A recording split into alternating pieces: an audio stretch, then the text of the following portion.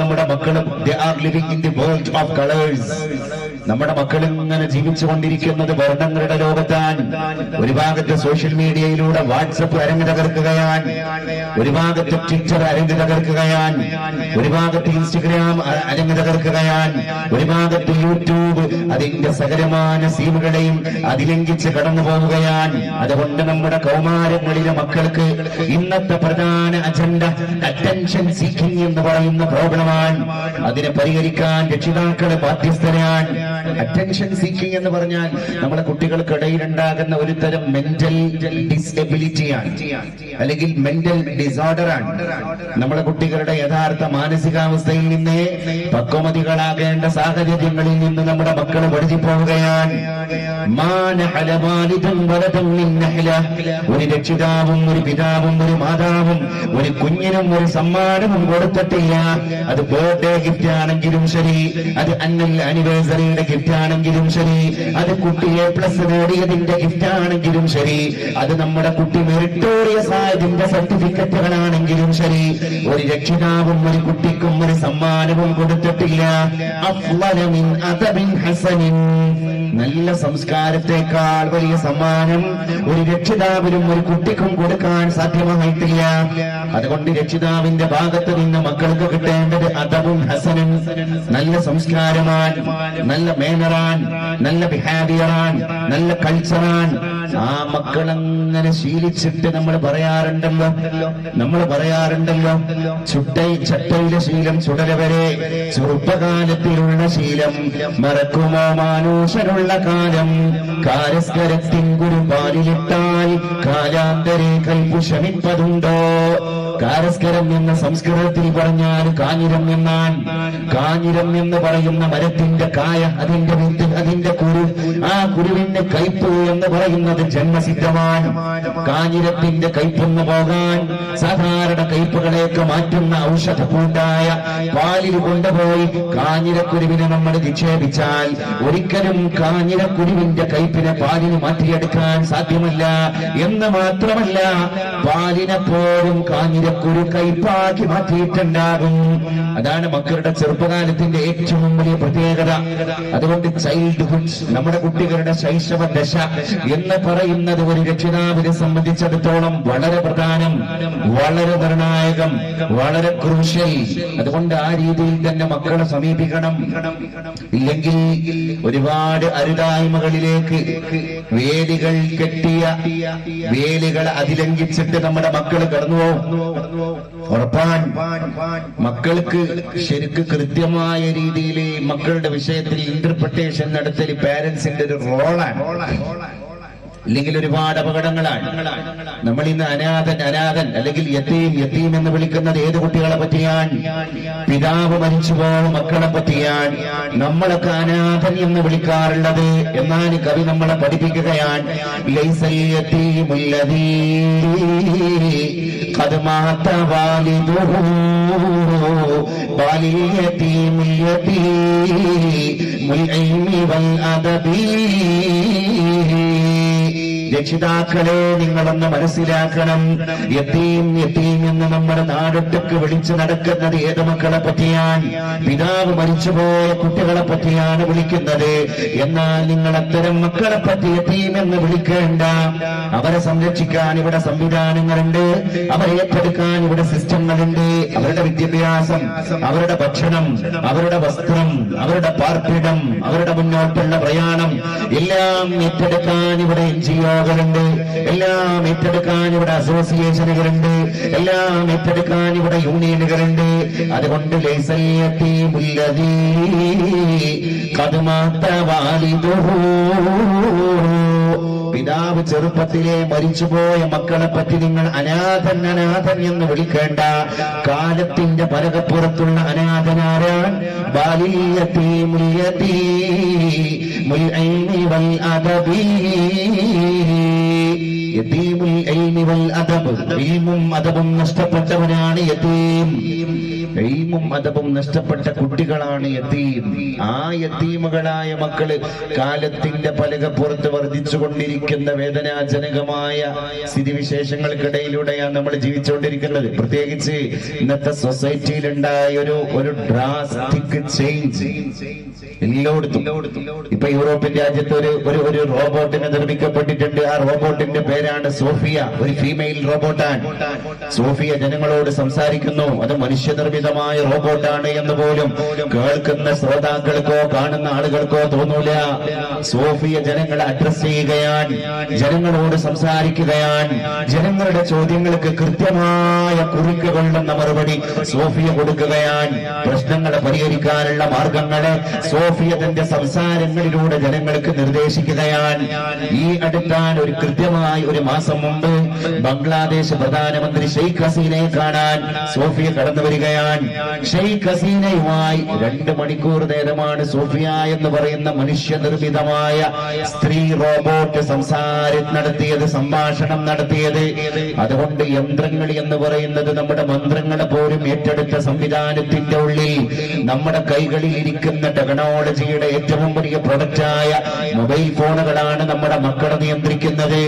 ഈ അടുത്താൻ റഷ്യ ആസ്ഥാനമായി പ്രവർത്തിച്ചു കൊണ്ടിരിക്കുന്ന ഒരു യൂണിവേഴ്സിറ്റിയിലെ കമ്പ്യൂട്ടർ ടെക്നോളജിയിലെ വിദഗ്ധനായ എഞ്ചിനീയറായ വെറും 23 വയസ്സ് മാത്രം പ്രായമായ ഫിലിപ്പ് ബുഡീക്കിൻ എന്ന് പറയുന്ന ചെറുപ്പക്കാരനെ പോലീസ് കയ്യാമം വെച്ചിട്ട് ജയിലിലേക്ക് കൊണ്ടുപോയി. ആരായിരുന്നു ഫിലിപ്പ് ബുഡീക്കിൻ? ആ ഫിലിപ്പ് ബുഡീക്കിനാണ് 2500 കൗമാരക്കാര് ആത്മഹത്യ ചെയ്യാനുണ്ടായ ബ്ലൂ വെയിൽ എന്ന് പറയുന്ന കൊലയാളി ഗെയിമിന്റെ ഫാദറും ഫൗണ്ടറും അവനായിരുന്നു. ബ്ലൂ വെയിൽ എന്ന് പറയുന്ന game computer game, mobile game നമ്മുടെ കുട്ടികൾ കളിച്ചില്ലേ? കേരളത്തിൽ എത്ര കുട്ടികൾ കയറെടുത്ത് തൂങ്ങി?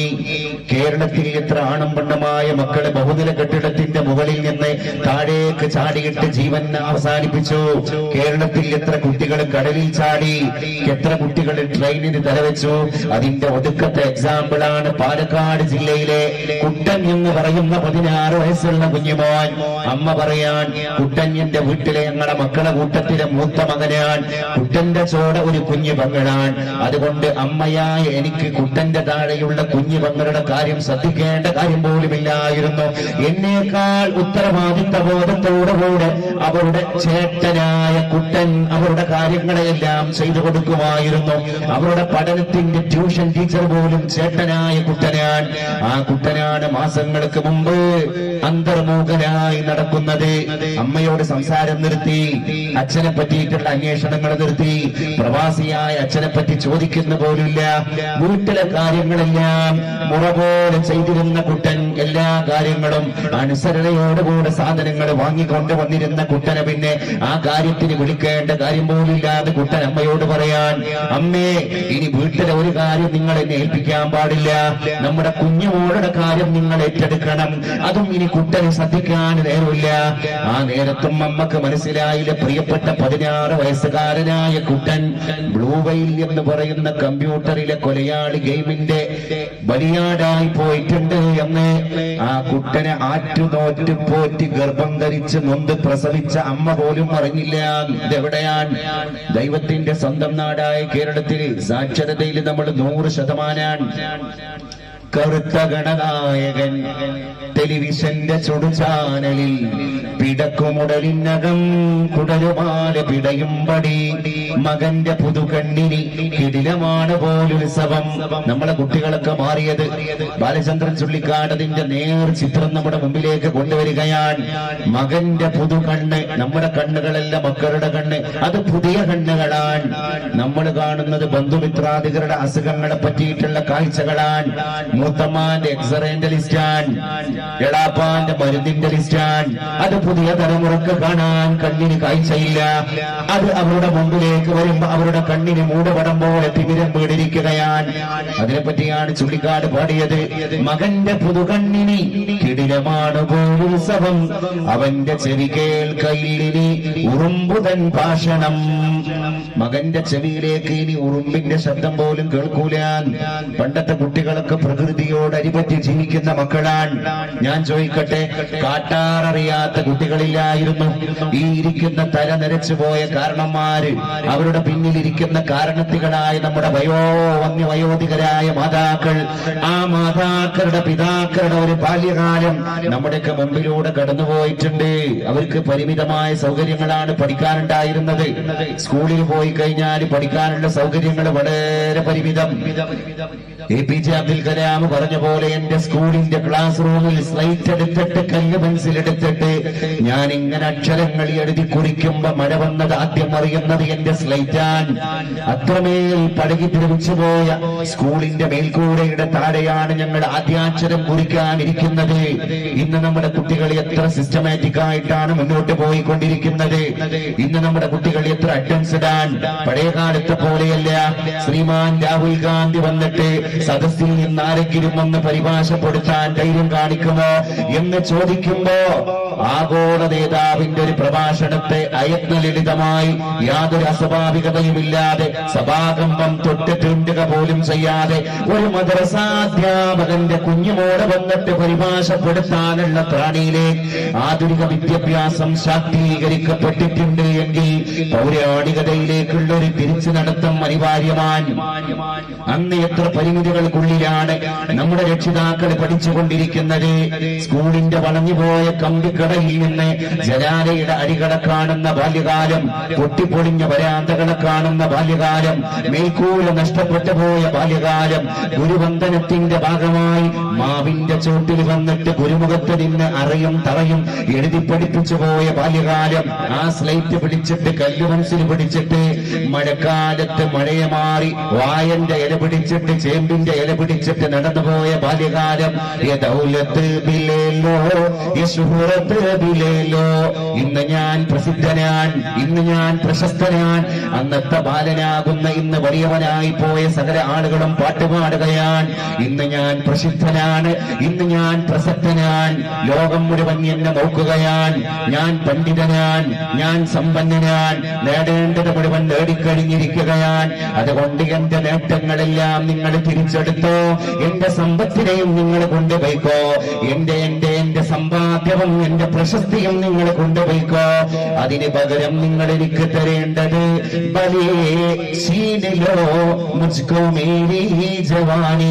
എന്റെ ബാല്യകാലമാണ് എനിക്ക് തിരിച്ചു തരേണ്ടത്.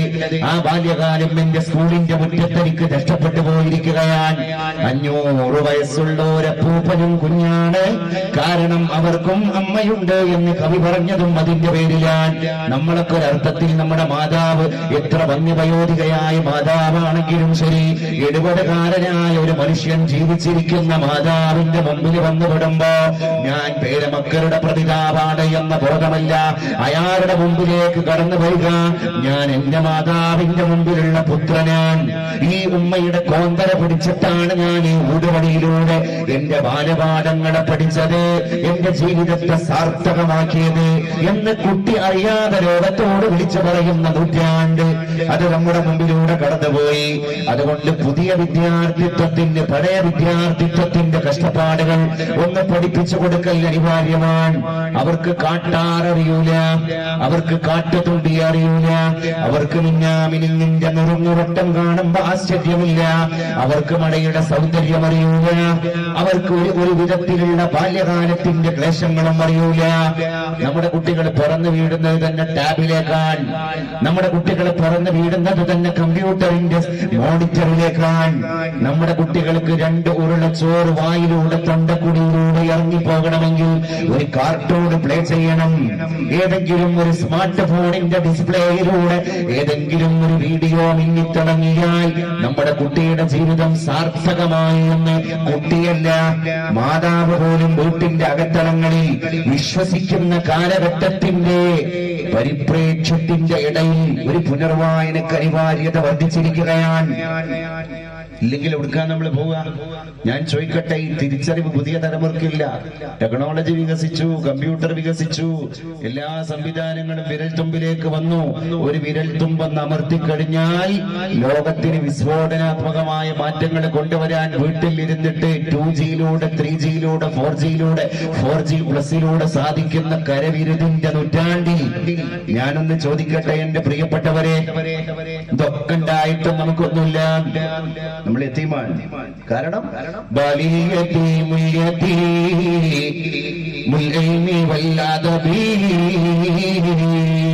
യതീമാരാണ്, ഇൽമും മതവും നഷ്ടപ്പെട്ടവരാണ്. ആ ഇൽമും മതവും നഷ്ടപ്പെട്ട ഒരു കൂട്ടമായി നമ്മുടെ മക്കൾ മാറുകയാണ്. സിറ്റുവേഷനലായ ഒരു മാനേജിങ് നമ്മളെ കുട്ടികളുടെ വിഷയത്തിൽ രക്ഷിതാക്കൾ കൊടുക്കണം, അനിവാര്യമാണ്. സിറ്റുവേഷനൽ കുട്ടികളുടെ വിഷയത്തിൽ എപ്പോഴും വേണ്ടത് സിറ്റുവേഷനലാണ്. അത് സാന്ദർഭികം, സന്ദർഭോചിതം. നമ്മൾ പറയാറുണ്ടല്ലോ അഫ്ളലുൽ ഇൽം. എത്ര ഇൽമുകൾ ലോകത്തുണ്ട്. ഫിലോസഫി ഒരു ഇൽമാൻ, ജിയോഗ്രഫി ഒരു ഇൽമാൻ, ബോട്ടണി ഒരു ഇൽമാൻ, ഫിസിക്സ് ഒരു ഇൽമാൻ, കെമിസ്ട്രി ഒരു ഇൽമാൻ, മാത്തമാറ്റിക്സ് ഒരു ഇൽമാൻ, ഇംഗ്ലീഷ് ലിറ്ററേച്ചർ ഒരു ഇൽമാൻ, സോഷ്യോളജി ഒരു ഇൽമാൻ, ഇപ്പുറത്തെ ഹദീസ് ഇൽമാൻ, തഫ്സീർ ഇൽമാൻ, ഉസൂൽ ഹമ, അതെല്ലാം ഇൽമാൻ. ഞാൻ ചോദിക്കട്ടെ, അഫ്ളലുൽ ഇൽം, ഇത്രയും വലിയ വിജ്ഞാനത്തിന്റെ ശേഖരങ്ങളും ഭണ്ഡാരങ്ങളും നമ്മുടെ കൈക്കുടന്നയിലുണ്ടായിട്ട് ഏറ്റവും വലിയ ശ്രേഷ്ഠമായ ഇൽമേതാൻ എന്ന ചോദ്യത്തിന്റെ മറുപടി ഇൽമുൽ ഹാൽ. അത് സന്ദർഭങ്ങൾക്ക് അനുചിതമായി പെരുമാറാൻ കഴിയുന്ന വിജ്ഞാനമാണ്.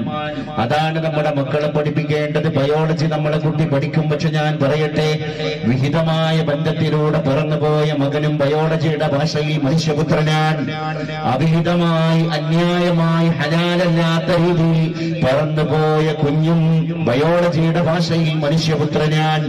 ബയോളജിക്ക് അതേ പറയാൻ പറ്റൂ, ഇതും മനുഷ്യന്റെ കുട്ടി, ഇതും മനുഷ്യന്റെ കുട്ടി. ഇതിലപ്പുറം ഒരു വേർതിരിവിന് ബയോളജിയുടെ ശാഖക്ക് കുട്ടികളെ പഠിപ്പിക്കാൻ കഴിയൂല. അവിടെയാണ് മതകലാലയത്തിന്റെ പ്രസക്തി മക്കളിലൂടെ ഓർമ്മപ്പെടുത്തേണ്ടത്. നമ്മുടെ കുട്ടി അവിടെ പഠിച്ചതേതാൻ? ഇത് വിഹിതമാണ്, ഇത് അവിഹിതമാണ്, ഇത് വിശുദ്ധമാണ്, അത് അവിശുദ്ധമാണ്. അതുകൊണ്ട് വിശുദ്ധത്തെ വിശുദ്ധമായും അവിശുദ്ധത്തെ അവിശുദ്ധമായും വിഹിതത്തെ വിഹിതമായും അവിഹിതത്തെ അവിഹിതമായും ബോധ്യപ്പെടുത്താനുള്ള ഒരു പക്വമതിയായി നമ്മുടെ മകൻ, നമ്മുടെ മകള് വളരാന്നുള്ളതാണ്. കതിരും പതിരും തിരിച്ചിട്ട് കാര്യങ്ങളെ ബോധിക്കുക എന്നുള്ളതാണ് വിദ്യാർത്ഥിത്വത്തിന്റെ ഉത്തരവാദിത്തം. അല്ലാതെ നമ്മുടെ കുട്ടികൾക്ക് എന്തിന്റെ കുറവാണുള്ളത്? പണ്ടത്തേക്കാണ് നമ്മുടെ കുട്ടികൾ അഡ്വാൻസ്ഡ് ആണെന്ന് ഞാൻ നേരത്തെ പറഞ്ഞു കഴിഞ്ഞു. ഇന്ന് സയൻസിന്റെ ശാഖകളിലൂടെ നമ്മുടെ കുട്ടികൾ ഇങ്ങനെ പറക്കുകയാണ്. സർവകലാശാലകൾ വളർന്നുകൊണ്ടിരിക്കുകയാണ്. ഓരോ ഡിപ്പാർട്ട്മെന്റുകൾക്കും ഓരോ സർവകലാശാലകൾ പോലെ സ്ഥാപനങ്ങൾക്ക് മുകളിൽ സ്ഥാപനം മുട്ടിന് വളർന്നുകൊണ്ടിരിക്കുകയാണ്. അതുകൊണ്ട് സ്ഥാപനങ്ങളുടെ കുറവില്ല, സംവിധാനങ്ങളുടെ കുറവില്ല, മൂല്യങ്ങളുടെ കുറവാണ് പുതിയ വിദ്യാർത്ഥി അനുഭവിച്ചു കൊണ്ടിരിക്കുന്നത്. മൂല്യങ്ങളുടെ കുറവ് പരിഹരിച്ചേ മതിയാകൂ. PR നമ്പ്യാരുടെ നിപ്പോൺ തക്കി എന്ന് പറയുന്ന ഒരു പുസ്തകമുണ്ട്, കഥയുണ്ട്. PR നമ്പ്യാർ നല്ല രചനകൾ നടത്തിയ കേരളത്തിലെ ഇരുത്തം എന്ന എഴുത്തുകാരനാണ്. അദ്ദേഹത്തിന്റെ നിപ്പോൺ തക്കി എന്ന് പറയുന്ന കഥയിലെ 2 കഥാപാത്രങ്ങൾ ജർമ്മൻ സ്വദേശികളായ 35 വയസ്സുള്ള 2 യുവതികളാണ്. ആ 2 യുവതികളും അവിവാഹിതരാണ്. ആ 2 യുവതികൾക്കും കയ്യിൽ പിടിക്കാൻ 2 വളർത്തു പട്ടികൾ അവർ കൂടെ കൊണ്ടു നടക്കുകയാണ്. ചെങ്ങല കഴുത്തിലിട്ട 2 വളർത്തു പട്ടികളെ ആ ചങ്ങലയുടെ അഗ്രഭാഗം കയ്യിൽ പിടിച്ചിട്ട് വളർത്തിക്കൊണ്ടുപോകാൻ 10 വർഷമായി ഇവർ തുടങ്ങിയിട്ട്. ഇവർ അവിവാഹിതരാണ്. ഇവർക്ക് കൂട്ടിന് എപ്പോഴും ഇവരുടെ വളർത്തുപട്ടികളാണ്. അതുകൊണ്ട് മാധ്യമ പ്രവർത്തകർ ഈ പെണ്ണുങ്ങളെ സമീപിച്ചിട്ട് ഈ 35 വയസ്സുകാരികളായ പെണ്ണുങ്ങളോട് ചോദിക്കുന്ന ഒരു ചോദ്യമുണ്ട്. അല്ലയോ യുവതികളെ, നിങ്ങൾ നിങ്ങളുടെ ജീവിതത്തിന്റെ നല്ല പ്രായത്തിലാണ്, നിങ്ങൾ നിങ്ങളുടെ ജീവിതത്തിന്റെ ആരോഗ്യത്തിന്റെ നട്ടുച്ച നേരത്താണ്. അതുകൊണ്ട് ഈ പ്രായത്തിലും എന്തുകൊണ്ട് നിങ്ങൾ വിവാഹിതരാകുന്നില്ല? ആ സ്ത്രീകൾ പറഞ്ഞു പോയത് വിവാഹം സ്വാതന്ത്ര്യത്തിന്റെ തടസ്സമാണ്. വിവാഹിതരായാൽ മക്കളുണ്ടാകും, മക്കൾ സഞ്ചാരത്തിന്റെ തടസ്സമാണ്. അതുകൊണ്ട് മക്കൾ എപ്പോഴും ഒരു ശല്യമാണ് എന്ന് മറുപടി പറഞ്ഞുപോയ യുവതികളുടെ ഈ മറുപടിയാണ് PR നമ്പ്യാരുടെ നിപ്പോൺ തക്കി എന്ന കഥയിലെ ഇതിവൃത്തം. അതുപോലെയായി നമ്മുടെ പുതിയ ക്യാമ്പസുകൾ മാറുകയാണ്. I am alone among the people. ഞാൻ ജനങ്ങൾക്കിടയിൽ ഒറ്റക്ക് ജീവിക്കും. ജീവിക്കുമെന്ന് പുതിയ കൗമാരം പറഞ്ഞുകൊണ്ടിരിക്കുകയാണ്. അവർ സ്റ്റഡി ടൂറുകൾ പോയിക്കൊണ്ടിരിക്കുകയാണ്. പ്രിയപ്പെട്ടവരെ, 2 ദിവസം മുമ്പാണ് ഒരു ഹയർ സെക്കൻഡറി സ്കൂളിൽ ജോലി ചെയ്തുകൊണ്ടിരിക്കുന്ന ഉത്തരവാദിത്തപ്പെട്ട ഒരു മലയാളിയായ അധ്യാപകന്റെ ഫേസ്ബുക്ക് പോസ്റ്റ് വൈറലായത്. അത് ചർച്ചകൾക്ക് മുകളിൽ ചർച്ചകളിലേക്ക് കടന്നുപോയത്. അയാൾ എന്താണ് എഴുതിയത്? അതൊരു ഉത്തരവാദിത്തപ്പെട്ട അധ്യാപകന്റെ റോളാണ്. ആ അധ്യാപകൻ എഴുതിപ്പോയി, ഇന്ന് പല സ്കൂളുകളിലും നടത്തുന്ന ഇതര സംസ്ഥാനങ്ങളിലേക്കുള്ള സ്റ്റഡി ടൂറുകൾ, വിനോദയാത്രകൾ അധ്യാപകരുടെ നിയന്ത്രണങ്ങളിൽ നിന്ന് വിട്ടുപോയിരിക്കുകയാണ്. അത് കുട്ടികളുടെ യൂണിയനുകൾ കൈകാര്യം ചെയ്യാൻ തുടങ്ങിയിരിക്കുകയാണ്. ആ കുട്ടികളുടെ യൂണിയൻ നേരെ ടൂർ ഓപ്പറേറ്റർമാരുമായിട്ട് കാര്യങ്ങൾ തയ്യപ്പിലാവുകയാണ്. നമ്മുടെ 16, 17, 18 വയസ്സുള്ള മക്കള് വിനോദയാത്രയുടെ പേരിൽ ഇടകലർന്നിട്ട് സങ്കലനത്തിന്റെ പുതിയ തത്വശാസ്ത്രം പഠിക്കാൻ സ്കൂളിൽ നിന്ന് DJ ജോലിക്ക് വേണ്ടി ടൂർ പോവുകയാണ്. അവരെവിടെയാണ് അധിവസിക്കുന്നത്? അവരേതൊക്കെ സ്ഥലത്താണ് സന്ദർശകരാകുന്നത്? അവരെന്തൊക്കെയാണ് ആഹരിക്കുന്നത്? അവരെന്തൊക്കെയാണ് കുടിക്കുന്നത്? അവരെന്തൊക്കെ മദ്യത്തിന്റെ, ചാരായത്തിന്റെ, ലഹരിയുടെ ടേസ്റ്റുകളാണ് രുചിക്കുന്നത് എന്ന് പോലും നമ്മൾ അറിയുന്നില്ല. DJ ജോക്കികളുടെ കൂടെയാണ് അവർ. ഈ DJകൾ എന്ന് പറയുന്നത് തന്നെ ഇതിനാണ് ഡിസ്ക് ജോക്കി. ഡിസ്കിന്റെ മുകളിൽ ഇങ്ങനെ ഒരു സ്റ്റിക്ക് കൊണ്ടടിച്ചിട്ട് ഒരു പുതിയ സംഗീതാത്മകത, അതിലൊരു മെലഡി പറക്കണം, അതിനൊരു ടെമ്പോ വേണം, അതിനൊരു പിച്ച് വേണം. ആ ടെമ്പോക്ക് അനുസൃതമായി പുതിയ കലാലയങ്ങളിലെ വർണ്ണങ്ങൾ തുടിക്കുന്ന വിദ്യാർത്ഥിത്വം താളം പിടിക്കണം. അവർ ധരിക്കുന്ന വേഷം എന്നുള്ളത്, അതിൽ ഇടപെടാൻ ഒരു അധ്യാപകന് റോളില്ല. മുഴുവൻ കുട്ടികളുടെ കയ്യിലേക്ക് നൽകപ്പെട്ടിരിക്കുന്ന ഒരു ഇന്റേണൽ പൊളിറ്റിക്സിന്റെ ലോകത്ത് നമ്മുടെ കുട്ടികളൊക്കെ നായകനില്ലാപ്പട നായപ്പടയായിക്കൊണ്ടിരിക്കുകയാണ്. എന്തിനാണ് പ്രിയപ്പെട്ടവരെ നമ്മുടെ മക്കൾക്ക് നമ്മൾ ഒരു അഖീദ പഠിപ്പിച്ചു കൊടുത്തത്? എന്തിനാണ് പ്രിയപ്പെട്ടവരെ നമ്മുടെ മക്കൾക്ക് നമ്മൾ അഖ്ലാഖ് പഠിപ്പിച്ചു കൊടുത്തത്? എന്തിനാണ് പ്രിയപ്പെട്ട രക്ഷിതാക്കളെ നമ്മുടെ മക്കൾക്ക് നമ്മൾ തഫ്സീർ പഠിപ്പിച്ചു കൊടുത്തത്? നിസ്കാരത്തിന് കൈ വെക്കേണ്ടത് എങ്ങനെയാണ്? സുജൂദിന് കാല് വെക്കേണ്ടത് എങ്ങനെയാണ്? വുദൂ എടുക്കുമ്പോ അതിന്റെ ഷർത്ത് ഇതാണ്, ഫർദ് ഇതാണ്, സുന്നത്ത് ഇതാണ്.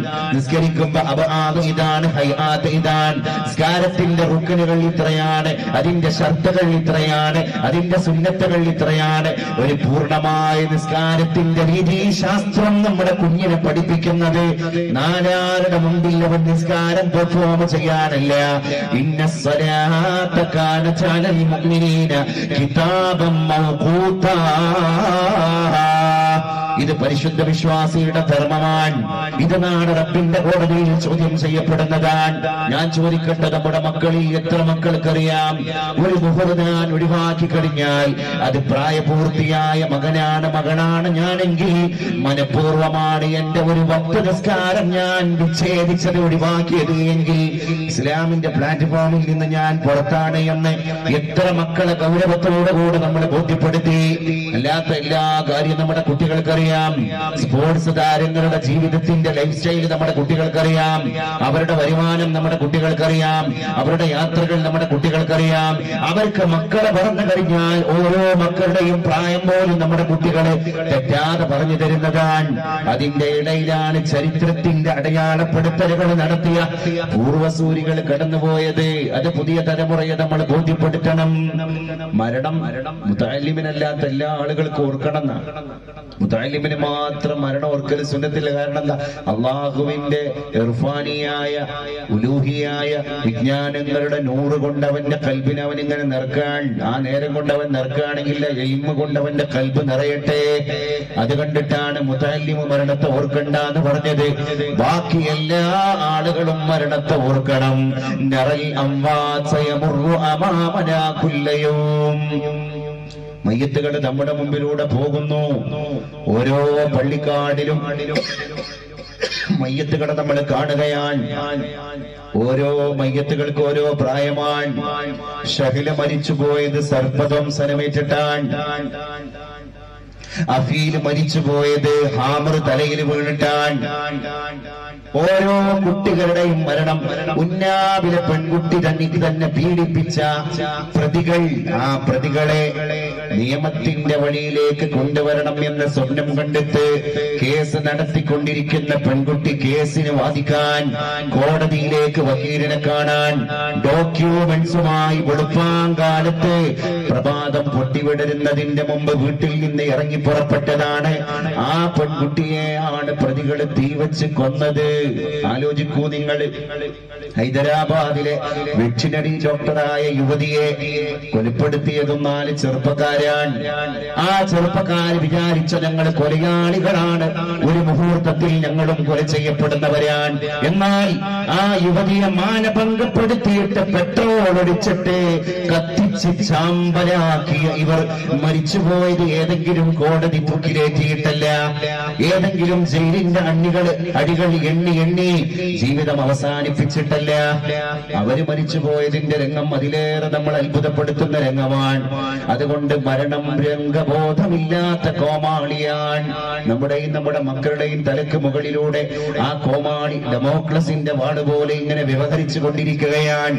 എപ്പോഴാണ് എന്നൊന്നും അറിയാൻ സാധിക്കാത്ത തരത്തിലേക്ക് ഭൗതിക ലോകം നമ്മളെ പേടിപ്പിച്ചു കൊണ്ടിരിക്കുകയാണ്. അത് നമ്മൾ തിരിച്ചറിയണം.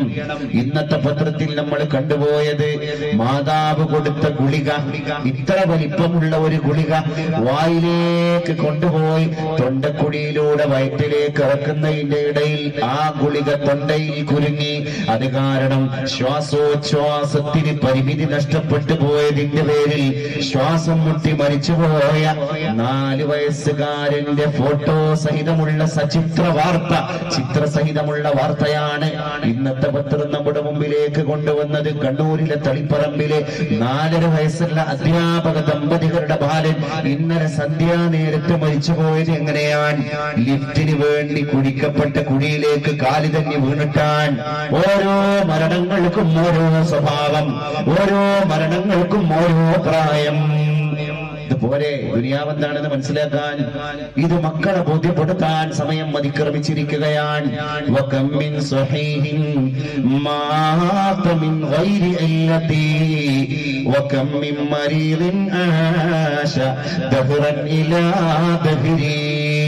എത്രയെത്ര ആരോഗ്യ ദൃഢഗാത്രരായ യുവാക്കളാണ് പൊടുന്നനെ മരിച്ചു പോവാൻ. നല്ല ജിംനേഷ്യത്തിലൊക്കെ പോയി നല്ല പവർഫുൾ ബോഡിയാണ്. ആൾക്കാർ ഇങ്ങനെ കണ്ടിട്ട് അഭിപ്രായം പറയും, ഓ ഈ അടുത്തൊന്നും കൊളസ്ട്രോൾ വരൂല. അപ്പൊ വേറെ കുറച്ച് ആൾക്കാർ വന്നാണ്ട് അവരുടെ ഒപ്പീനിയൻ ഷെയർ ചെയ്തു, ഓ ഈ അടുത്തൊന്നും ഷുഗർ വരൂല. വേറെ കുറച്ച് ആൾക്കാർ പറഞ്ഞു, ഈ അടുത്തൊന്നും നിന്റെ ഹൃദയം ബ്ലോക്ക് ആവാനുള്ള സാധ്യതയില്ല. നമ്മൾ കൂടെ പ്രതീക്ഷ വെച്ച് പുലർത്തുകയാണ്. تقولن لشيء إني فاعل ذلك غدا إلا أن يشاء الله. അള്ളാന്റെ മശീഅത്തില്ലാതെ എന്താണ് ഇവിടെ നടക്കുക? പ്രിയപ്പെട്ടവരെ, അത് മക്കളെ ബോധ്യപ്പെടുത്തണം. കുട്ടി വന്നിട്ട് സ്കൂൾ വിട്ടിട്ട് നേരെ പോവാൻ, നീ എപ്പോഴാ വരിക? ഞാൻ ഉറപ്പാ ഉമ്മ മഗ്രിബ് കഴിഞ്ഞാ വരും, ഇൻഷാ അല്ലാഹ് പറയടാ. അവിടെ ഉമ്മ ഇടപെടണം പ്രിയപ്പെട്ടവരെ, അവിടെ ഉപ്പ ഇടപെടണം പ്രിയപ്പെട്ടവരെ. അതാണ് ഒരു കുട്ടികൾ ജനിച്ചു കഴിഞ്ഞാൽ രക്ഷിതാവിനെ സംബന്ധിച്ചിടത്തോളം ഒരുപാട് കർത്തവ്യമുണ്ട്. മക്കളെന്നും മക്കളാണ്. നമ്മൾ മക്കളിലേക്ക് ഇങ്ങനെ ആലോചിച്ച് നോക്ക്. നമ്മളെ മനസ്സിൽ തീ കത്തുന്നത് മക്കളുടെ പേരിലാണ്. ഈ ദുനിയാവിലെ ആദ്യം അവസാനിക്കൂലല്ലോ. നമ്മളെ സംബന്ധിച്ചിടത്തോളം പെൺകുട്ടിയാണെങ്കിൽ, ഒരു പെണ്ണാണെങ്കിൽ, അവളൊരു മകളാണെങ്കിൽ കല്യാണം കഴിഞ്ഞു, പിന്നെ അവൾക്ക് മക്കളില്ല എന്നുള്ള ആശങ്കയാണ്. ഒരുപാട് പ്രാർത്ഥനകളും ഒരുപാട് നേർച്ചകളും ഒക്കെ ആയിട്ട് അവള് ഗർഭിണിയായി. അപ്പൊ പുതിയ ഗർഭകാലത്ത് അതിന് മുമ്പുണ്ടായിരുന്ന ആദ്യം മക്കളില്ല, ഗർഭധാരണം നടക്കണില്ല എന്നുള്ള ആദ്യം. പിന്നുള്ള പേടി എന്താ? ഗർഭം ധരിച്ചല്ലോ എന്നുള്ള പേടി. കാരണം ഇനി ജീവിതത്തിന്റെ സ്വഭാവം മാറാൻ, ഇനി ശരീരത്തിൽ നീരുകെട്ടി വീർക്കാൻ, ഇനി പ്രഷർ അടിച്ചു കയറാൻ, ഇനി ശരീരത്തിന്റെ സ്വഭാവങ്ങൾക്ക് വ്യതിയാനം സംഭവിക്കാൻ. അവളിങ്ങനെ 7-ാം മാസത്തിലേക്കും 8-ാം മാസത്തിലേക്കും പോകുമ്പോ അവളുടെ വയറിങ്ങനെ വികസിച്ചിട്ട് മലർന്നു കിടക്കുന്ന നമ്മുടെ പെങ്ങൾക്ക് ഒന്ന് ചെരിഞ്ഞു കിടക്കാൻ പരസഹായം അനിവാര്യം. കാര്യമായി മാറുകയാണ്. എത്ര ക്ലേശത്തോടുകൂടെയാണ് അവൾ കാര്യങ്ങളെ ഗ്രഹിക്കുന്നത്. പിന്നെന്താ അടുത്ത പേടി? ഒരു ഉമ്മയാവണം, പ്രസവിക്കണം. പ്രസവം നടക്കുമ്പോ ഏതൊക്കെ രീതിയിലുള്ള പ്രസവാകും? അത് പ്രയാസാവോ? അത് ബുദ്ധിമുട്ടാവോ? അതുകൊണ്ട് ഞാൻ കഷ്ടത്തിലാകോ? അങ്ങനെ ഒരു നോർമൽ ഡെലിവറി കഴിഞ്ഞാലും പ്രസവം കഴിഞ്ഞാലും പിന്നെ പേടി മക്കളെ വിഷയത്തിലാണ്. ഈ മക്കളെ വിഷയത്തിലുള്ള പേടി ഗ്രാജ്വലി തുടങ്ങി. നമ്മൾക്ക് ഇങ്ങനെ ഓരോ ദിവസവും എന്റെ കുഞ്ഞ് ഉറങ്ങുന്ന സമയത്ത് രാത്രി കാലങ്ങളിൽ കുഞ്ഞിന്റെ മുഖത്തേക്ക് ശീല വീണിട്ട് ശ്വാസം മുട്ടുവോ? രാത്രി 2:30 മണിക്ക് തൊണ്ട വരണ്ടു പോയ ചോരപ്പൈതൽ അമ്മിഞ്ഞപ്പാലിന് വേണ്ടി അലമുറയിട്ട് കരയുമ്പോ ആ കുഞ്ഞിന്റെ അതരങ്ങളിലേക്ക്, ചുണ്ടിലേക്ക് അമ്മിഞ്ഞപ്പാല് മുലക്കണ്ണികൾ വെച്ചു കൊടുക്കുമ്പോ കുഞ്ഞതിനെ ഊമ്പി കുടിക്കുമ്പോ ഞാൻ അറിയാതെ ഉറങ്ങിപ്പോയാൽ എന്റെ മുലക്കണ്ണികൾ എന്റെ കുഞ്ഞിന്റെ നാസാരന്ധ്രങ്ങളിൽ അമർന്നുപോയി എന്റെ കുഞ്ഞിന് ശ്വാസം മുട്ടുമോ എന്ന ഭയം മാതാവിനെ ഭീതിപ്പെടുത്തുകയാണ്. ഓരോ ചലനങ്ങളിലും കരുവാന്റെ ആലയിലെ മുയലിനെ പോലെ ഉമ്മ പേടിക്കുകയാണ്. മുട്ടിന് പേടിയാൻ. പിന്നെ കുഞ്ഞൊന്ന് വളർന്ന് അടുത്ത സ്റ്റേജിലെത്തി, നടക്കാൻ തുടങ്ങി, പിച്ച വെക്കാൻ തുടങ്ങി. അപ്പോഴും ഭയം. കുഞ്ഞ് വീണുവോ? എന്റെ കുഞ്ഞ് വീഴോ? ഓരോ സ്ഥലത്തും നമ്മളെ കുട്ടികൾ പേടിച്ചുകൊണ്ട് നമ്മളെ മക്കളെ വളർത്താൻ. പിന്നെ അടുത്തത് ഒരു 3.5 വയസ്സ്, 4.5 വയസ്സ്, 5 വയസ്സിന്റെ മുമ്പായിട്ട് തുടങ്ങും എന്റെ കുട്ടി എവിടെയെങ്കിലും ഒന്ന് ചേർക്കണം. മക്കളെ ചേർത്തി കഴിഞ്ഞാലോ സ്കൂൾ ജീവിതമായിട്ട് കുട്ടി പൊരുത്തപ്പെടുന്നുണ്ടോ? എന്റെ കുട്ടിന്റെ പഠനം എങ്ങനെയുണ്ട്? ടീച്ചേഴ്സ് പറഞ്ഞു കൊടുക്കുന്ന കാര്യങ്ങൾ എന്റെ കുട്ടിക്ക് ഫോളോ ചെയ്യാൻ കഴിയുണ്ടോ? ഓരോ പ്രോഗ്രസ് റിപ്പോർട്ടുകളും മാതാവിന്റെ മനസ്സിലെ എഡിറ്റ് ചെയ്യാൻ.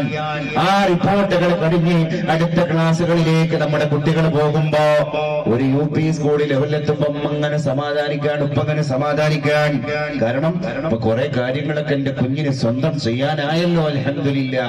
നമ്മുടെ മക്കൾ ഓടുന്നു, മക്കൾ ചാടുന്നു, നടക്കുന്നു, സ്വന്തമായി കാര്യങ്ങൾ ചെയ്യുന്നു, പ്രാഥമിക കർമ്മങ്ങൾ അടക്കം കൃത്യമായി എല്ലാം കഴിയുന്നു. പക്ഷേ ഇനി എരിറ്റിയിലേക്ക് എണ്ണയൊഴിച്ച പോലെ അടുത്ത ഹൈസ്കൂൾ ലെവലിലേക്ക് നമ്മളെ കുട്ടികൾ കയറുമ്പോ കനല് വീണ്ടും ഉരുകി നീറ്റലായി മാറുകയാണ്. എന്തുകൊണ്ട്? അതങ്ങനെയാണ്. ദുനിയാവിന്റെ സ്ഥിതി അങ്ങനെയാണ്. പിന്നെ കൗമാര പ്രശ്നങ്ങൾ, പിന്നെ നമ്മുടെ കുട്ടികൾക്ക് അഫേഴ്സ്, പിന്നെ നമ്മുടെ കുട്ടികൾ വർണ്ണങ്ങൾ കാണാൻ, പിന്നെ നമ്മുടെ കുട്ടികളെ ഒരുപാട് സോഷ്യൽ മീഡിയയുടെ കളറുകൾ കാണാൻ. എന്തുകൊണ്ട് ഇങ്ങനെ ഫ്രണ്ട്ഷിപ്പായിക്കൂടാ? പഠിക്കാൻ മിടുക്കിയുമായ നമ്മുടെ കുട്ടി വഴിയരികിൽ വെച്ചിട്ട് എവിടെയാണ് പാഠപുസ്തകങ്ങളെ തലാക്ക് ചൊല്ലിയത് എന്ന് നമ്മൾ പോലും തിരിച്ചറിയാതെ പോവാൻ.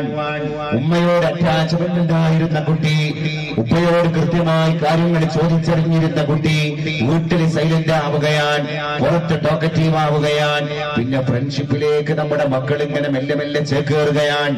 അവനാണ് ലോകത്തെ അടക്കി ഭരിക്കുന്നത് എന്ന തോന്നൽ അവനെ രൂക്ഷമായ നിലപാടുകളിലേക്ക് ക്ഷണിച്ചു കൊണ്ടുപോവുകയാണ്. അപ്പോഴാണ് അറ്റൻഷൻ സീക്കിംഗ്, മറ്റുള്ളവരുടെ ശ്രദ്ധ ക്ഷണിക്കാൻ വേണ്ടി നമ്മുടെ കുട്ടികൾക്ക് ഉണ്ടാകുന്ന മാനസികമായ ചില വ്യതിയാനങ്ങൾ. ചിലപ്പം ചില കുട്ടികൾ കോക്കസ് ആയി കഴിഞ്ഞാൽ കൂട്ടത്തിൽ കൂടിയ കുക്കീരിയും പമ്പൻ എന്ന് പറഞ്ഞ മാതിരി ബഹളം വെക്കും, അല്ലെങ്കിൽ വേറെ എവിടെയെങ്കിലും പോയി പ്രശ്നം ഉണ്ടാക്കും. ഒരു ബൈക്ക് റേസിംഗ് നടത്തുകയാണെങ്കിൽ ആളുകളുടെ അറ്റൻഷൻ സീക്കിങ്ങിന്റെ ഭാഗമായിട്ട് എന്തുകൊണ്ട് ഇങ്ങനെ ഓടിച്ചൂടാ. അതിന്റെ ഇടയിൽ ആരെങ്കിലും ഒന്ന് ഇടയിൽ പെട്ടിട്ട് ഉപദേശിക്കാൻ വേണ്ടി പക്വമതികളായ കാരണന്മാരെ ഇറങ്ങി തിരിച്ചാല് അവര് പറഞ്ഞതിൽ കാര്യം കിട്ടോ എന്ന് മനസ്സിലാക്കാനുള്ള ചേതോഹരമായ ചിന്തക്ക് പകരം അങ്ങനെ പറയാൻ ഓലാര എന്നുള്ള ഒരു ചിന്ത മക്കൾക്കിടയിൽ വീണ്ടും രൂപപ്പെടുന്നു. ഒരു കോക്കസ് സ്വഭാവം നമ്മുടെ കൗമാരക്കാർക്കിടയിൽ വരുന്നു. ഈ കോക്കസ് സ്വഭാവം ടൂർ പോകുന്നിടത്തും എല്ലാത്തിടത്തൊക്കെ ഉണ്ടാകാൻ. മൂന്നാറിലേക്ക് ടൂർ പോയ ഒരു ചെറുപ്പക്കാരനായ കുട്ടി പറഞ്ഞു, SLC പരീക്ഷന്റെ റിസൾട്ട് കഴിഞ്ഞിട്ടാണ് ഞാൻ ടൂർ പോയത്. എന്റെ കൂടെ +2 കുട്ടികളും സീനിയേഴ്സും ഡിഗ്രിക്കാരൊക്കെ ഉണ്ടായിരുന്നു. ഒരു ടെമ്പോ ട്രാവലിലാണ് ഞങ്ങൾ ടൂർ പോകുന്നത്. മൂന്നാറിലെ മലമടക്കുകൾക്ക് മുകളിലെത്തിയപ്പോ നല്ല സൈറ്റ് സീയിങ്ങിന്റെ കാഴ്ച കാണുന്ന ഒരു സ്ഥലത്തെത്തി. അവിടെ എത്തിയപ്പോ ഫോട്ടോഗ്രാഫിക്ക് വേണ്ടി ഞങ്ങൾ നിരന്ന് പോസ് ചെയ്തു. ഫോട്ടോ സെഷൻ അവസാനിച്ചു. ഞങ്ങളുടെ സീനിയേഴ്സ് വന്നിട്ട് ടെമ്പോ ട്രാവലറിന്റെ ടിക്ക് തുറന്നിട്ട് അതിൽ നിന്നൊരു ബോക്സ് എടുക്കുകയാണ്. ആ ബോക്സിന്റെ അകത്ത് മുഴുവൻ ഞങ്ങൾക്ക് വിശ്വസിക്കാനാവാത്ത മദ്യക്കുപ്പികളാണ്. അവര് പറഞ്ഞു, എല്ലാവരും കുടിച്ചിട്ടേ ഇവിടെ നിന്ന് സദസ്സ് പിരിയൂ എന്ന്. 10ാം ക്ലാസ് കഴിഞ്ഞ ഞാൻ പേടിച്ചു പോയി എന്ന അനുഭവം പങ്കുവെച്ച ഈ കുട്ടി പറഞ്ഞു, ഒരു സിഗരറ്റ് പോലും വായിലേക്ക് ചുണ്ടിലേക്ക് വെക്കാത്ത ആളാണ് ഞാൻ. അങ്ങനെ ഒരു ശീലം വീട്ടിൽ നിന്ന് നിന്ന് പഠിക്കാത്ത ആളാണ് ഞാൻ. അതുകൊണ്ട് ഫ്രണ്ട്ഷിപ്പ് ഞാൻ അംഗീകരിക്കാം, ഞാൻ നിങ്ങളെ വഴിപ്പെടാം. പക്ഷെ ഒരു കാര്യമുണ്ട്, നിങ്ങൾ കുടിച്ചോളൂ, അത് മുടക്കാൻ ഞാൻ വരൂല. ദയവ് ചെയ്ത് എന്നെ നിങ്ങൾ കുടിപ്പിക്കരുത്, അത് നിങ്ങൾ പരിഗണിക്കണം. അത് എന്റെ പൊളൈറ്റ്നെസ്സോടുകൂടെയുള്ള റിക്വസ്റ്റ് ആണ്. ഫ്രണ്ട്സ് എന്ത് ചെയ്തു? ഫ്രണ്ട്സ് ആണല്ലോ, അവര് പറഞ്ഞു ഫ്രണ്ട്ഷിപ്പ് ഈസ് ഫ്രണ്ട്ഷിപ്പ്.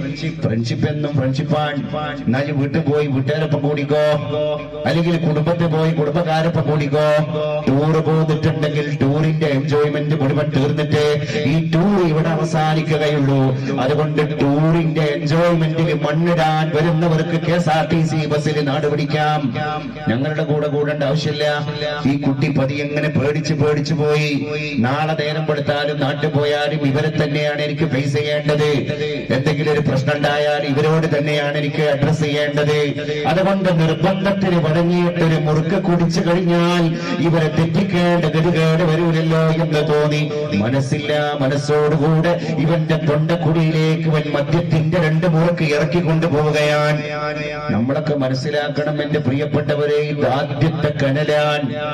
പിന്നെ ആ കുട്ടിക്ക് അങ്ങനെ ഒരു പ്രശ്നം ഉണ്ടായിട്ടില്ല. എന്ത്? കുടിക്കണ നേരത്തുള്ള ആങ്സൈറ്റി, ഉത്കണ്ഠ ഉണ്ടായിട്ടില്ല.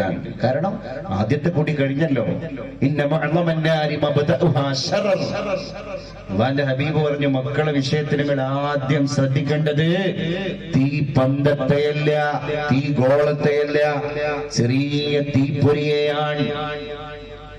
കുട്ടികളുടെ വിഷയത്തിൽ അങ്ങനെ ഒരു സ്വഭാവം എന്റെ കുട്ടികളുണ്ടോ എന്ന് തോന്നിപ്പോയാൽ അവിടെ നിങ്ങൾ ക്യാച്ച് ചെയ്യണം, അവിടെ നിങ്ങൾ ഇടപെടണം, അവിടെ നിങ്ങൾ സിറ്റിംഗ് നടത്തണം. ഇല്ല, അങ്ങനെയൊന്നും ഉണ്ടാവില്ല. നമ്മൾക്ക് വളരെ സുതാര്യതയുടെ ലോകമാണല്ലേ ഇന്ന്. അതുകൊണ്ട് ലിബർട്ടി, വളരെ ലിബറലായിട്ട് ചിന്തിക്കുന്ന പേരൻസിന്റെ യുഗമാണ്. ചാനലിലൊക്കെ ചർച്ചയ്ക്ക് വരുന്ന ചില സ്ത്രീകളുണ്ടല്ലോ, ആ സ്ത്രീകളൊക്കെ വന്നാണ്ട് ഇങ്ങനെ പറയുന്ന ചില കാര്യങ്ങളുണ്ടല്ലോ. എന്തിനാണ് അടക്കി നിർത്തുന്നത്? അച്ചടക്കം എന്ന് പറഞ്ഞാൽ അച്ചടക്കം പഠിപ്പിക്കാൻ, വേറൊന്നുമില്ല. ആ മക്കൾക്ക് നമ്മൾ എൻജോയ്മെന്റ് കൊടുക്കണം. അങ്ങനെ ടൂറ് പോകാൻ പൂതിയുള്ള രക്ഷിതാക്കൾ കുടുംബസമേതം ഒന്ന് വിനോദയാത്രക്ക് പോകട്ടെ. ഒരു റിലാക്സേഷൻ കിട്ടിയല്ലോ. മക്കളുടെ മുമ്പിൽ കുടുംബസമേതം റിലാക്സ് ആവാൻ കഴിയാന്ന് പറഞ്ഞാൽ A happy family is an earliest heaven. അങ്ങനെ സന്തോഷം മനസ്സിലേക്ക് തേട്ടി വന്ന കുടുംബം നിങ്ങൾക്ക് നേരത്തെ കിട്ടിയ സ്വർഗമാണ്. നമ്മുടെ വീടിനെ സ്വർഗമാക്കി മാറ്റാൻ നമുക്ക് കഴിഞ്ഞോ? ഹാപ്പി ഫാമിലി, സന്തോഷമുള്ള ഒരു കുടുംബം ഈസ് ആൻ ഏർലിയസ്റ്റ് ഹെവൻ. നിങ്ങൾക്ക് സാക്ഷാൽ സ്വർഗത്തിലേക്ക് പോകുന്നതിന്റെ മുമ്പ് നിങ്ങളുടെ കയ്യിൽ കിട്ടിയ സ്വർഗമാണ് ഹാപ്പി ഫാമിലി. കഴിഞ്ഞ SLC പരീക്ഷയ്ക്ക് നല്ല മാർക്ക് നേടിയ ഒരു മിടുമിടുക്കനായ പയ്യൻ ഈ കഴിഞ്ഞ ഹയർ സെക്കൻഡറി എക്സാമില് പല വിഷയങ്ങളിലും ഉഴപ്പിപ്പോയി. പല വിഷയത്തും A+ പകരം ഫ്ലോപ്പായി പോയി. എന്താണ് നീ ഫ്ലോപ്പ് ആവാൻ കാരണമെന്ന് ടീച്ചേഴ്സ് വന്നിട്ട് ഈ കുട്ടിയോട് അന്വേഷിച്ചപ്പോ ഈ കുട്ടി പറഞ്ഞത്, ഇശാമാരിവിന്റെ ഇടയിൽ ഞാൻ പഠിക്കാൻ വേണ്ടി പുസ്തക കെട്ടുകൾ തുറന്നു കഴിഞ്ഞാൽ എന്റെ വീടിന്റെ അടിത്തട്ടിൽ ബഹളം കൊണ്ട് ബഹളമാണ്. ആരാണ് ബഹളം വെക്കുന്നത്? അതൊരു യുദ്ധഭൂമിക്ക് സമാനമാണ്. അത് എന്റെ മാതാപിതാക്കളുടെ സംഘർഷമാണ്. ഉപ്പയും ഉമ്മയും തമ്മിൽ യാതൊരു സ്വരച്ചേർച്ചയില്ല എന്നാണ് ഹയർ സെക്കൻഡറിയിൽ പഠിക്കുന്ന കുട്ടിക്ക് അധ്യാപകരുടെ മുമ്പിൽ പരാതി പറയേണ്ടി വന്നത്. ആ ഫാമിലിക്ക് എങ്ങനെ സ്വർഗാവാൻ കഴിയും? ആ ഫാമിലിക്ക് എങ്ങനെ വീടിനെ സ്വർഗാക്കാൻ കഴിയും? ഒരു ഭാഗത്ത് നമ്മൾ മക്കളെ കുറ്റപ്പെടുത്തുന്നു. ആ മക്കളുടെ സ്വഭാവങ്ങൾക്ക് വൈകൃതങ്ങൾ സംഭവിക്കാനുള്ള കാരണം നമ്മുടെ വീട്ടു സാഹചര്യമാണ് എന്ന് പഠിക്കാൻ, അന്വേഷിക്കാൻ നമ്മളാരും വരുന്നില്ല. മക്കള് ശരിക്കും നമ്മൾ ആലോചിക്കുകയാണെങ്കിൽ അല്ലാഹു 2 പ്രയോഗമാണ് മക്കളെ പറ്റി പറഞ്ഞത്.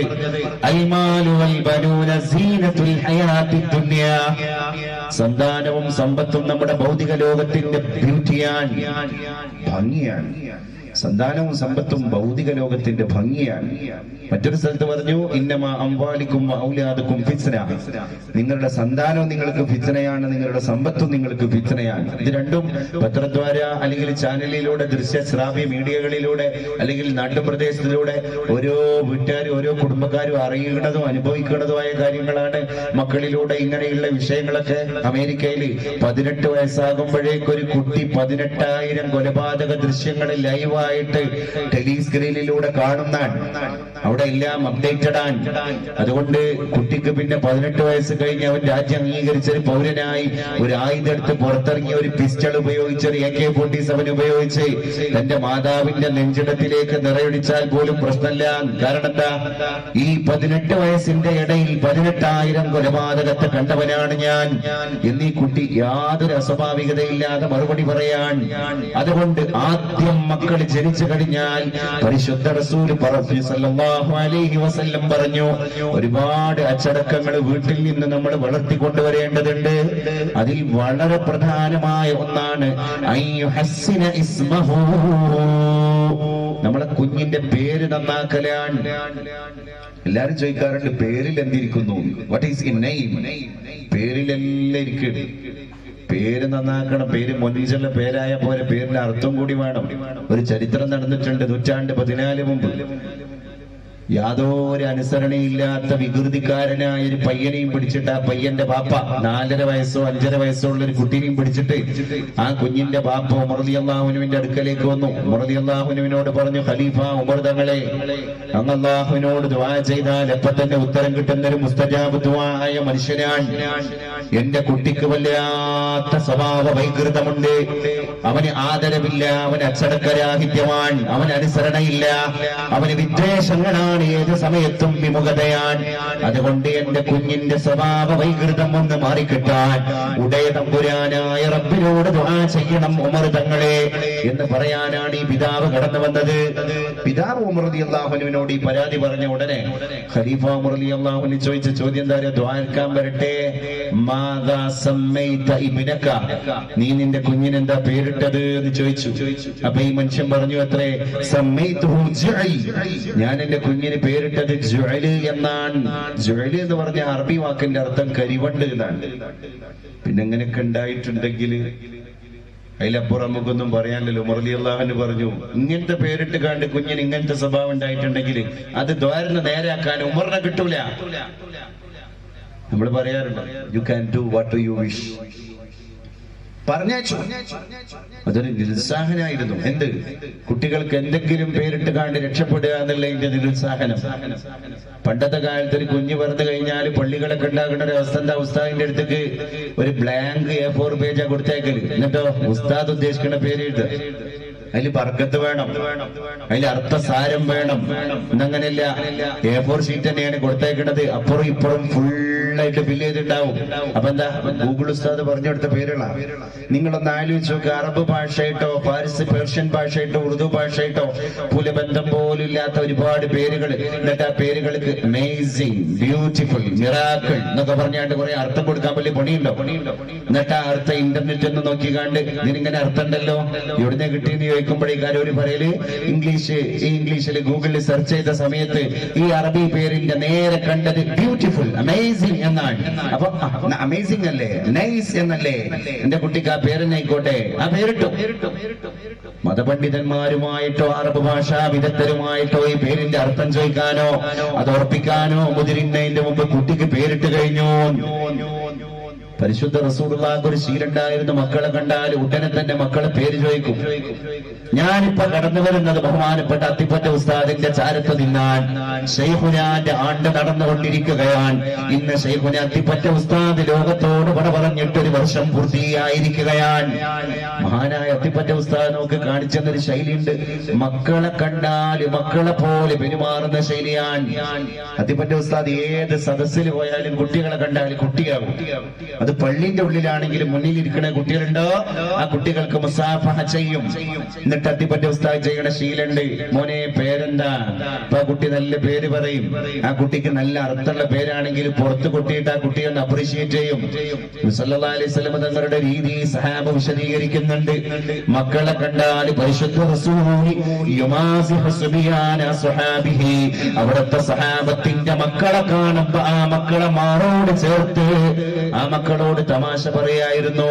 കുട്ടികളെ കാണുമ്പോ തമാശ പങ്കുവെക്കുന്ന മുഹമ്മദ് മുസ്തഫ സല്ലല്ലാഹു അലൈഹി വസല്ലം. നമ്മുടെ മക്കൾ നമുക്ക് കളിക്കാനുള്ള കളിക്കൂട്ടുകാരാണ്. നമ്മുടെ മക്കൾ നമുക്ക് ആസ്വദിക്കാനുള്ള ആസ്വാദ്യക വസ്തുക്കളാണ്. നമ്മുടെ മക്കൾ നമുക്ക് ഗന്ധം പിടിക്കാനുള്ള സുഗന്ധദ്രവ്യങ്ങളാണ്. തങ്ങൾ പ്രയോഗിച്ച പ്രയോഗമാണ് ഇതൊക്കെ. ഹസൻ ഹുസൈൻ ഈ രണ്ട് മക്കളും കണ്ട് നാറ്റി മുട്ടി മുത്തം വെച്ചിട്ട് ഈ മക്കളുടെ കവിൾത്തടത്തിൽ ഇങ്ങനെ ഉമ്മ കൊടുത്തിട്ട് കടന്നു വരുമ്പോ കാണുന്ന രംഗന്താൻ പരിശുദ്ധ റസൂലേ, ഹസനിന്റെയും ഹുസൈന്റെയും കവിളുകള് തക്കാളി പോലെ ചുമന്ന് തൊടുത്തിരിക്കുകയാണ്. വല്ലിപ്പാന്റെ മുത്തം കിട്ടി മക്കളുടെ കവിൾത്തടം ചുമന്ന് തൊടുത്തു പോയിരിക്കുകയാണ്. സഹാബി പറഞ്ഞു പോയി, നബിയേ 10 മക്കളുടെ ഉപ്പയാണ് ഞാൻ. ഉബയ്യ് ഇബ്നു കഅബാണ് സഹാബി. 10 മക്കളുടെ ഉപ്പയാണ് ഞാൻ നബിയേ. അങ്ങ് ഈ മക്കളെ ഉമ്മ വെച്ച പോലെ ഉമ്മ വെക്കാൻ എനിക്ക് സാധ്യമായിട്ടില്ല. ചേർത്ത് നിർത്തേണ്ട ലോകത്ത് നമ്മളൊക്കെ ഫേസ്ബുക്കിന്റെ വാട്സപ്പിന്റെ തിരക്കിന്റെ ഇടയിൽ വാക്ക് മുളക്കാത്ത ചുണ്ടുമായി നമ്മുടെ ചെറിയ മക്കളുണ്ടല്ലോ, 1.5 വയസ്സുള്ള 2 വയസ്സുള്ള 10 മാസമായ 8 മാസമായ കുഞ്ഞുമക്കൾ മാതാവിന്റെ പിതാവിന്റെ കിളിക്കൊഞ്ചൽ പോലെയുള്ള ഒരു കൊഞ്ചലിന് വേണ്ടി കാത്തിരിക്കാറുണ്ട്. ആ കുട്ടികളുടെ ഭാഷ അത് മുഴുവൻ തുറന്നു പറയാൻ പര്യാപ്തമല്ലാത്തത് കൊണ്ട് ഒരു പരാതി പോലെ നമ്മുടെ വീടിന്റെ നാലുകെട്ടിൽ അത് അലയടിക്കാറില്ല. എന്നാൽ അത് കണ്ടറിഞ്ഞിട്ട് കുട്ടികളോട് കൂടെ ഒന്ന് കളിക്കാൻ, കുട്ടികളോട് കൂടെ ഒന്ന് ഇരുന്നൊടുക്കാൻ, കുട്ടികളെ ആനയാവാൻ പറയുമ്പോ മക്കളെ പാപ്പാനാക്കാൻ എത്ര ഉപ്പമാർക്ക് ഇവിടെ നേരം കിട്ടി എന്നുള്ളത് പ്രസക്തമായ ചോദ്യമാണ്. പരിശുദ്ധ റസൂല് വന്നാണ്ട് ഒരു ദിവസം ദഅവത്ത് കഴിഞ്ഞിട്ട് വീട്ടിൽ കയറുവാൻ സല്ലല്ലാഹു അലൈഹി വസല്ലം തങ്ങളുടെ പ്രധാന ശിഷ്യന്മാരിൽ ഒരാളായ സുഫിയാൻ സൗരി തങ്ങൾ കയറി വന്നു. അദ്ദേഹം പറഞ്ഞു, നബി തങ്ങൾ വീട്ടിൽ കയറിയിരിക്കുകയാണ്. അള്ളാഹുവിന്റെ ഹബീബിനോട് സംസാരിക്കാൻ പറ്റിയ അവസരമാണ് ഇത്.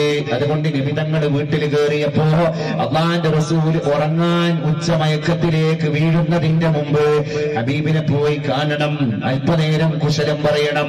സുഫിയാൻ സൗരി തങ്ങൾ ഓടുകയാണ് ഇലാ ഹദറത്തി റസൂലില്ലാഹ് സല്ലല്ലാഹു അലൈഹി വസല്ലം. നബി തങ്ങളുടെ വീട്ടിൽ എത്തി നോക്കുമ്പോ നബി തങ്ങൾക്കുള്ള പണി എന്താണ്? ദഖൽതു അലാ റസൂലില്ലാഹി സല്ലല്ലാഹു അലൈഹി വസല്ലം. സുഫിയാൻ തങ്ങൾ പറയാൻ, എന്റെ ഹബീബിന്റെ റൂമിലേക്ക് ഞാൻ കയറി. അപ്പൊ എന്റെ ഹബീബ് എത്തിയിട്ടേ ഉള്ളൂ. അവിടുത്തെ നീളം കുപ്പായം ഖമീസ് പോലും മാറ്റിവെച്ചിട്ടില്ല. എന്താണ് നബി തങ്ങൾക്ക് പണി? ആയിഷ ബീവിയുടെ കട്ടിലിൽ കിടക്കാൻ പോയി കിടന്നതല്ല നബി തങ്ങള്. ഫഹുവ അലാ അർബഅ. ആ നേരത്ത് ഞാൻ നബി തങ്ങളുടെ റൂമിൽ കയറി നോക്കുമ്പോ ഞാൻ കണ്ട കാഴ്ച, എന്റെ പരിശുദ്ധ ഹബീബ് 4 കാലിൽ മുട്ടുകുത്തി ഇങ്ങനെ നടക്കുകയാണ്. വൽ ഹസനു വൽ ഹുസൈനു അലാ ദഹ്രിഹി. അവിടുത്തെ ഫാത്തിമാന്റെ മക്കളായ ഹസനും ഹുസൈനും പരിശുദ്ധ വല്ലിപ്പാന്റെ മുതുകിൽ കയറി ഇരിക്കുകയാണ്. ഈ 2 പേരമക്കളെ മുതുകിൽ ചുമന്നിട്ട് ഒട്ടകമായി പരിശുദ്ധ വല്ലിപ്പ ഇങ്ങനെ വേച്ച് മുട്ടുകുത്തി നടക്കുകയാണ്. വയഖൂൽ. എന്നിട്ട് നബി തങ്ങൾ ഇങ്ങനെ പറയാണ്, നിഅമൽ ജമലു ജമലുകുമാ. ഹസനെ ഹുസൈനെ, നിങ്ങൾ 2 പേരും യാത്ര ചെയ്യാൻ തെരഞ്ഞെടുത്ത ഒട്ടകം എത്ര നല്ല മുന്തിയ ഒട്ടകമാണ്. വനിഅമൽ യദ്ലാനി അൻതുമാ. യാത്ര ചെയ്യുന്ന ആളുകളുടെ കൂട്ടത്തിൽ നിങ്ങൾ 2 പേരും എത്ര ഭാഗ്യം ചെയ്ത യാത്രക്കാരാണ്. ഈ ഒരു സ്റ്റൈൽ ഉണ്ടല്ലോ, സ്റ്റൈൽ ഓഫ് ലൈഫ്, നമ്മുടെ ജീവിതത്തിലേക്ക് ഇങ്ങനെ ക്രിയേറ്റീവായിട്ട് നമ്മൾ കൊണ്ടുവന്നു കഴിഞ്ഞാൽ എന്തൊരു സന്തോഷം നമ്മളെ മക്കൾക്ക് ഉണ്ടാകും. കാരണം അത് നമ്മുടെ റൈഹാൻ പുഷ്പങ്ങളാണ്. സല്ലല്ലാഹു അലൈഹി വസല്ലം തങ്ങൾ പറഞ്ഞ അങ്ങനെയാണ്, റൈഹാനാനി, ഹസനും ഹുസൈനും എന്റെ റൈഹാനുകളാണ്. എനിക്കിങ്ങനെ ഗന്ധം പിടിക്കാനുള്ള എന്റെ സുഗന്ധ പുഷ്പങ്ങളാണ്. അതുകൊണ്ട് മക്കളുടെ വിഷയത്തിൽ ആദ്യം നമ്മൾ ചെയ്യേണ്ട കർത്തവ്യം അയ്യുഹസ്സിന ഇസ്മഹു, പേര് നന്നാക്കലാണ്. ഞാൻ പറഞ്ഞു കൊണ്ടുവന്നത് അത്തിപ്പറ്റ ഉസ്താദിന്റെ ശൈലിയിലൂടെ നിബിധങ്ങൾ മദീനയിൽ കാണിച്ച ഒരു ശൈലിയാണ്. എന്താണത്? ഏത് മക്കളെ കണ്ടാലും പരിശുദ്ധ നബി പേര് ചോദിക്കുമായിരുന്നു. ഒരു ദിവസം മദീന മുനവ്വറയുടെ മസ്ജിദിന്റെ പരിസരത്തെ മണലാരണ്യത്തിൽ മരുഭൂമിയിൽ ഒരു പെൺകുട്ടി ഇങ്ങനെ ഓടിക്കളിക്കുകയാണ്. ആ പെൺകുട്ടിയെ അടുത്തേക്ക് വിളിച്ചിട്ട് പരിശുദ്ധ നബി ചോദിച്ചു, മസ്മുഖി, മോളെ നിന്റെ പേരെന്താണ്? അപ്പൊ ഈ കുട്ടി നല്ല ഉഷാറാക്കിയിട്ട് പേര് പറഞ്ഞു, ഇസ്മി ബർറ, എന്റെ പേര് ബർറ എന്നാണ് നബിയേ. അപ്പൊ ബർറ എന്നുള്ള പേരിന് അർത്ഥമുണ്ട്. അത് കമ്മിങ് ഫ്രം ബിർ. ബിർ എന്ന അറബി വാക്കിൽ നിന്നാണ് ബർറ എന്ന പേര് വന്നത്. ബിറിന്റെ അർത്ഥം ഗുണം എന്നാണ്. അപ്പൊ ഗുണവതി എന്നാണ് വാക്കിന്റെ അർത്ഥം. എന്നിട്ട് നബിതങ്ങൾ ഇങ്ങനെ ഒരു ആശ്ചര്യത്തോടുകൂടെ സർപ്രൈസ്ഡ് ആയി നിന്നു. എന്നിട്ട് ചോദിച്ചു, മോളെ എന്താ നിനക്ക് ഇങ്ങനെ ഒരു പേരിടാൻ കാരണം? ഈ മരുഭൂമിയിൽ ഇങ്ങനെ ഒരു പേര് ആദ്യമാണല്ലേ കേൾക്കുന്നത്. സംഗതി പേരിന് അർത്ഥക്കുണ്ട്. ബർറ പേരിന് അർത്ഥക്കുണ്ട്. ഗുണവതി എന്നാണ് അർത്ഥം. പക്ഷേ മോളെ നിനക്ക് ഇങ്ങനെ ഒരു പേരിടാൻ കാരണം എന്താ? പക്വമതിയായ ഈ കുട്ടി പറഞ്ഞു, പരിശുദ്ധ നബിയെ, എന്റെ ഉമ്മ പറയുന്നത് ഞാൻ കേട്ടിട്ടുണ്ട്. മരുഭൂമിയിൽ ആർക്കുമില്ലാത്ത, ഈ ഭാഗത്ത് ഒരാൾക്കുമില്ലാത്ത പേരാവണം എന്റെ കുഞ്ഞിന്റെ പേര് എന്നെനിക്ക് ആദ്യമേ നീയത്തുണ്ടായിരുന്നു. എന്റെ ഉമ്മ പറയുന്നത് ഞാൻ കേട്ടിട്ടുണ്ട്. അതിന്റെ അടിസ്ഥാനത്തിലാണ് ബർറ എന്ന പേരിട്ടത്. ഇത് കേട്ട പരിശുദ്ധ റസൂലി മോളെ വിളിച്ചിട്ട് പറഞ്ഞു, മോളെ അങ്ങനെയാണ് നിന്റെ ഉമ്മാന്റെ നിയ്യത്ത് എങ്കിൽ നിന്റെ പേരിനെ ഞാൻ മാറ്റിയിരിക്കുകയാണ്. സമ്മൈതുകി സൈനബ്, ഞാൻ നിന്റെ പേരിനെ സൈനബ് എന്ന് തിരുത്തി വായിച്ചിരിക്കുകയാണ്. തങ്ങൾ പേര് മാറ്റി കൊടുത്തു. അന്ന് പിന്നെ ആധാറും ഇലക്ഷൻ കാർഡും ഐഡന്റിറ്റി കാർഡൊന്നും ഇല്ലാത്തതുകൊണ്ട് സെക്രട്ടേറിയറ്റ് പഠിക്കൽ ക്യൂ നിൽക്കേണ്ട ആവശ്യമൊന്നുമില്ലായിരുന്നു. കറപ്ഷൻ അപ്പൊ തന്നെ നടന്നു. ഹർജിപ്പുറത്ത് ഉത്തരം കിട്ടി. കുട്ടി വീട്ടിലേക്ക് ഓടിപ്പോയിട്ട് പറഞ്ഞു, ഉമ്മീ, എന്റെ ഉമ്മ പരിശുദ്ധ റസൂൽ എന്റെ പേര് മാറ്റി വിളിച്ചിട്ടുണ്ട് കേട്ടോ. സൈനബ് എന്നാണ് ഹബീബ് നബി തങ്ങൾ വിളിച്ചത്. ഉമ്മ അത് അംഗീകരിച്ചു കൊടുത്തു. ആ പെൺകുട്ടിയാണ് ചരിത്രം കണ്ട പണ്ഡിതയായ ബീവി സൈനബ് റളിയല്ലാഹു അൻഹാ. പേരിലെന്തിരിക്കുന്നു എന്ന് പറഞ്ഞാണ്ട് നമ്മള് ചില കുട്ടികൾക്കൊക്കെ ഉണ്ടല്ലോ എന്തെങ്കിലും പേരുകളുണ്ട്. അതിന്റെ അർത്ഥം എന്താന്ന് ചോദിച്ചാല് അവർക്കറിയില്ല. കുട്ടിക്കോ ഈ കുട്ടിയാണ് ഇതിന്റെ മുഴുവൻ പാപത്തിന്റെ ശമ്പളം ഭാവിയിൽ വാങ്ങേണ്ടി വരിക. കാരണം എന്താ? ഈ പേരിട്ട ആൾക്കാർ ഓരോ കർത്തവ്യമായിട്ടാണ് പോകും. ഈ കുട്ടി ഭാവിയിൽ ഏതൊക്കെ ഓടുവടികളിലൂടെ, ഏതൊക്കെ ഓഫീസുകളിലേക്ക്, ഏതൊക്കെ സദസ്സുകളിലേക്ക്, ഏതൊക്കെ സ്ഥലങ്ങളിലേക്ക് പോകേണ്ട ആളാണ്. ഇതിനൊക്കെ ഈ കുട്ടി മറുപടി പറയണ്ടേ. എന്താ അതിന്റെ അർത്ഥം എന്ന് ചോദിച്ചാല് അങ്ങനെ പ്രത്യേകിച്ച് പിടുത്തൊന്നുമില്ല. അത് ഉമ്മിപ്പയാണ് കൂടിയിട്ടതാണെന്ന് പറയേണ്ടി വരൂലേ. ഇതൊരു ഐശ്വര്യമുള്ള പേരാണ്ട് ഇട്ട് കഴിഞ്ഞാൽ കുട്ടിക്ക് അഭിമാനത്തോടെ തല ഉയർത്തി നിൽക്കാം. നമ്മളത് ഉണ്ടാക്കി കൊടുക്കണ്ടേ? ഇല്ലെങ്കിൽ തന്നെ മലയാളികളായ നമ്മുടെ ഒരു സ്വഭാവം എന്ന് പറഞ്ഞാൽ നല്ലൊരു പേര്. എന്റെ നാട്ടിലൊരു ആൽത്താക്ക ഉണ്ടായിരുന്നു. ഞങ്ങളൊക്കെ ചെറുപ്പത്തിൽ ഇങ്ങനെ നടന്നു പോകുമ്പോ ആൽത്താക്കാനെ ഇങ്ങനെ കാണും. നല്ലൊരു പിന്നെ സ്കൈ ബ്ലൂ ഷർട്ട് ഇട്ട് കാണ്ട് തോളിലൊരു മുണ്ടിട്ട് കാണ്ട് ഇങ്ങനെ നടക്കുന്ന ആൽത്താക്കാന്റെ ഓർമ്മയുണ്ട്. അപ്പൊ ചോദിച്ചു, എന്താ ഈ ആൽത്താക്ക എന്ന് പറഞ്ഞ വാക്കിന്റെ അർത്ഥം? അപ്പൊ അയാളെ വാപ്പെട്ടത് അലി പ്ലസ് ഹസൻ, അലി ഹസൻ. അത് അലിയസാക്കാക്കി, അൽസാക്കാക്കി, അൽസാക്കുള്ള പിന്നെ ആൽത്താക്കായി. സുബ്ഹാനല്ലാഹ്, ഇത്രയും നല്ല മുഞ്ചുള്ളൊരു പേര്. അത് മലയാളി കൊണ്ടുപോയി വടക്കാക്കിയതിന്റെ രീതിശാസ്ത്രം ആലോചിക്കുമ്പോഴാണ് നമ്മളെ കുട്ടികൾക്കൊക്കെ പേരിടുന്നിടത്ത് നല്ല ബദ്ധശ്രദ്ധരായിരിക്കണം. നമ്മൾ മക്കൾ ജനിച്ചാൽ ആദ്യത്തെ കർത്തവ്യം പേര് നന്നാക്കലാണ്. പേര് നന്നാക്കലാണ്. അതുകൊണ്ട് നന്നായി അന്വേഷിച്ചിട്ട് തന്നെ പേരിടണം. നമുക്കിപ്പോ എന്താ എത്ര സംവിധാന, മുന്നിക്ക് തിരിഞ്ഞാ പള്ളി, വേക്കൊക്കെ തിരിഞ്ഞാ ദർസ്, ഇപ്പുറത്ത് തിരിഞ്ഞാ അറബി കോളേജ്, അങ്ങോട്ട് തിരിഞ്ഞാ മദ്രസ്. ഇതിന്റെ ഇട്ടാവട്ടങ്ങളിൽ ഇങ്ങനെ കളിക്കുന്നൊരു വിഭാഗമാണല്ലോ മലയാളികളായ മുസ്ലിങ്ങൾ. ലോകത്ത് ഈ ഒരു സിസ്റ്റമുള്ള മുസ്ലിംസ് എവിടെയുള്ളത്? സൗദി അറേബ്യയിലുണ്ടോ?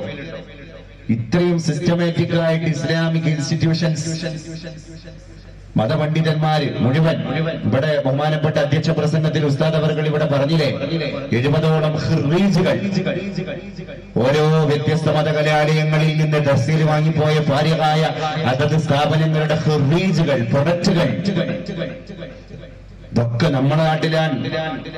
ഒരു മഹല്ലിന്റെ ഉള്ളിലാണ് ഈ കഥ പറഞ്ഞത്, ഒരു രാജ്യത്തല്ല. പണ്ടൊരു നിസ്കാരത്തിന്റെ മസല പഠിക്കാൻ 130 കിലോമീറ്ററുകൾക്ക് അപ്പുറത്ത് പോകണം. സുജൂദിൽ എവിടെയാണ് കാല് വെക്കുന്നത് എന്ന് അറിയുന്ന ഒരാളവിടെ ഉണ്ട് എന്ന് അറിയാൻ. ഇൽമ എവിടെത്തി എന്റെ പ്രിയപ്പെട്ടവരെ? ഇൽമ എവിടെത്തി? ഇന്ന് നമ്മുടെ മൂക്കിന്റെ ചോട്ടിൽ മുഴുവൻ വിജ്ഞാനത്തിന്റെ സകല സംവിധാനങ്ങളുമാണ്. അതുകൊണ്ടാണ് ഞാൻ നേരത്തെ പറഞ്ഞത്, വലത് കൈയിന്റെ ബട്ടൺ വിരലെന്ന മറന്നു കഴിഞ്ഞാൽ മുഴുവൻ വിസ്ഫോടനാത്മകമായ വിജ്ഞാനങ്ങളുടെ ശേഖരങ്ങൾ ഇങ്ങനെ വന്നിട്ട് ക്യൂ നിൽക്കാൻ എല്ലാം നമ്മുടെ മുമ്പിലെത്തി. പക്ഷേ നമ്മുടെ മക്കളുടെ കൽബിലേക്ക് ഖുർആന്റെ വിളിച്ചെത്തിയിട്ടില്ല. നമ്മുടെ സ്മാർട്ട് ഫോണിൽ, നമ്മുടെ പോക്കറ്റിൽ കിടക്കുന്ന സ്മാർട്ട് ഫോണിൽ 100 ആപ്ലിക്കേഷൻ ഓഫ് മോഡേൺ ഖുർആൻ ഉണ്ട്.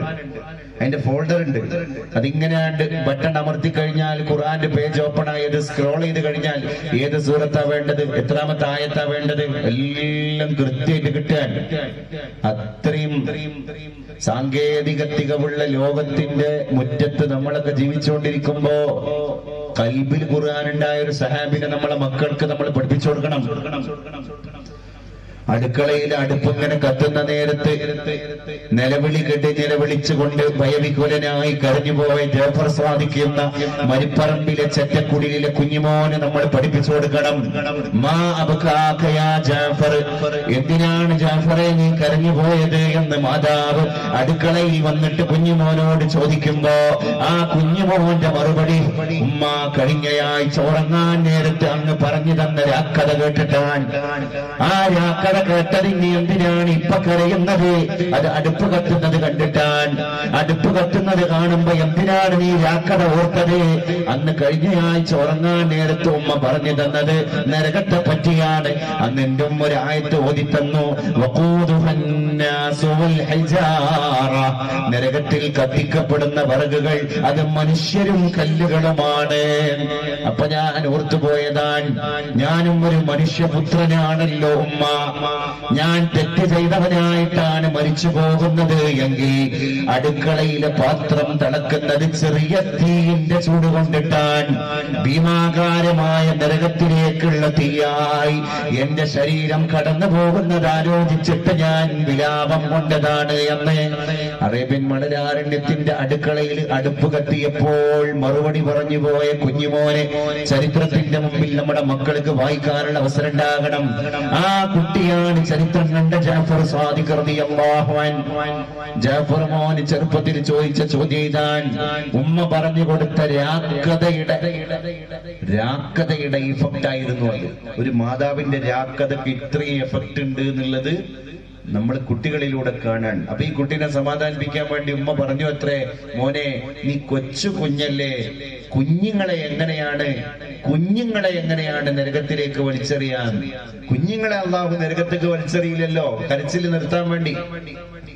അപ്പൊ പക്വമതിയും ബുദ്ധിമാനുമായ കുട്ടി തിരിച്ചു ചോദിച്ചു അത്രേ, ഉമ്മ അടുപ്പത്തെ പാത്രത്തിൽ വെച്ച വെള്ളം തിളക്കാൻ വേണ്ടി അങ്ങേക്ക് വിറക് കത്തിക്കണം.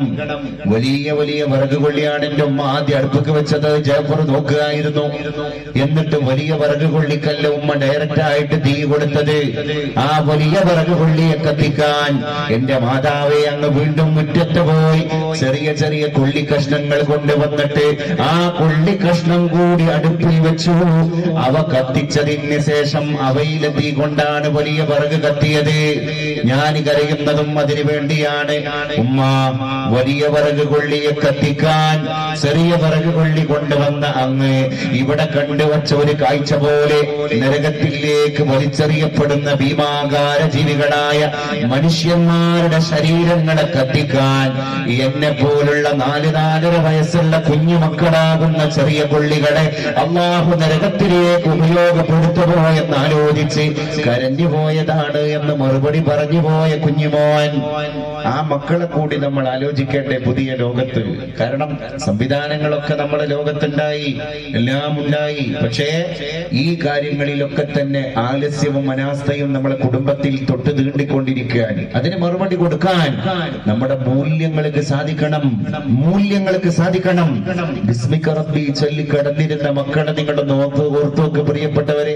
അല്ലാഹുവേ നിന്റെ പേര് കൊണ്ട് വളഅതു ജംബി, എന്റെ ശരീരത്തെ ഞാൻ ഇതാ ബെഡിലേക്ക് വെച്ചിരിക്കുകയാണ്. വബിക അർഫഉഹു, നാളെ നേരം പുലർന്നാൽ നിന്റെ തൗഫീഖ് ഉണ്ടെങ്കിൽ മാത്രമാണ് ഞാൻ ഉണരുന്നത്. അല്ലാഹുമ്മ ഇന്നം സത്ത നഫ്സി ഫർഹംഹാ, അല്ലാഹുവേ ഉറക്കിനിടയിൽ നീ എന്റെ ശരീരത്തെ പിടിച്ചു വെക്കുകയാണെങ്കിൽ അതിന് റഹ്മത്ത് കൊടുക്കണേ തമ്പുരാനെ. വഇന്ന റസൽതഹാ, അല്ലാഹുവേ നീ അതിനെ റിലീസാക്കി നാളെയും ഞാൻ ജീവിക്കണം എന്ന് തീരുമാനിക്കുകയാണെങ്കിൽ അതിനെ നീ സംരക്ഷിക്കണേ നാദ. ബിമാ തഹ്ഫദു ബിഹി ഇബാദക സ്വാലിഹീൻ, ഇതിലൊക്കെ തന്നെ ഇടപെടലുകളാണ് ഇസ്ലാം പഠിപ്പിച്ചുകൊണ്ടിരിക്കുന്നത്. നമ്മൾ അതിനെ ഉൾക്കൊള്ളുക എന്നുള്ളതാണ്. ഏതായാലും അൽഹംദുലില്ലാഹ് ഈ ചേതോഹരമായ മുഹൂർത്തത്തിൽ ഈ വിശാലമായ പ്രവിശാലമായ അങ്കണം റഹ്മയുടെ പ്രിയപ്പെട്ട ചാരിറ്റി സൊസൈറ്റിയുടെ പ്രവർത്തകന്മാര് നമ്മുടെ മസ്ജിദിന് വേണ്ടി സമർപ്പിക്കപ്പെട്ട ഒരു ഭൂമിയാണ് എന്നറിയാൻ സാധിച്ചതിൽ അനൽപമായ ചാരിതാർത്ഥ്യം ഞാൻ നിങ്ങളുടെ മുമ്പിൽ പങ്കുവെക്കാൻ കാരണം പെട്ടെന്നൊരു സുപ്രഭാതത്തിൽ ഉണ്ടായ ചെറുപ്പക്കാരുടെ ഒരു ചെറിയ സംഘം, അത് പരസ്പര ചർച്ചകളിലൂടെ നമുക്കെങ്ങനെ കുറച്ചാൾക്കാരും കൂടിയിട്ട് ഒരു വാദ പരിപാടി നടത്തണം, ആരോഗ്യകരമായ ചർച്ച, യുവത്വത്തിന്റെ പ്രസരിപ്പ് മതപരമായ മേഖലയിലേക്ക് വഴിതിരിച്ചുവിട്ടതിന്റെ അനന്തരഫലം എന്നൊക്കെ വേണമെങ്കിൽ അതിനെപ്പറ്റി നമുക്ക് പറയാം. അങ്ങനെ പരിപാടി വെക്കുന്നു. ആ പരിപാടിയിൽ നിന്ന് കിട്ടിയ വരുമാനം ഉപയോഗിച്ച് അള്ളാഹുവിന്റെ ആരാധനാലയത്തിന് വേണ്ടി ഒരു ഭൂമി സമർപ്പണം നടത്താൻ അതിന് സ്പോൺസേഴ്സിനെ കിട്ടുന്നു. അതിന് ഒരുപാട് ആളുകൾ സംഭാവന ചെയ്യുന്നു. ഇത്ര സെന്റുകൾ ഏറ്റെടുത്ത ആളുകൾ അൽഹംദുലില്ലാഹ് 30ഓളം സെന്റുകൾ ഏറ്റെടുത്ത ഒരു വ്യക്തി എന്നിവരെ കേൾക്കാൻ സാധ്യമായി. പിന്നെ 5, 6, 1 ഒക്കെ ആയിട്ട് അങ്ങനെ പല രീതിയിലുള്ള മൈക്രോ ഫിനാൻസിങ് വേറെ.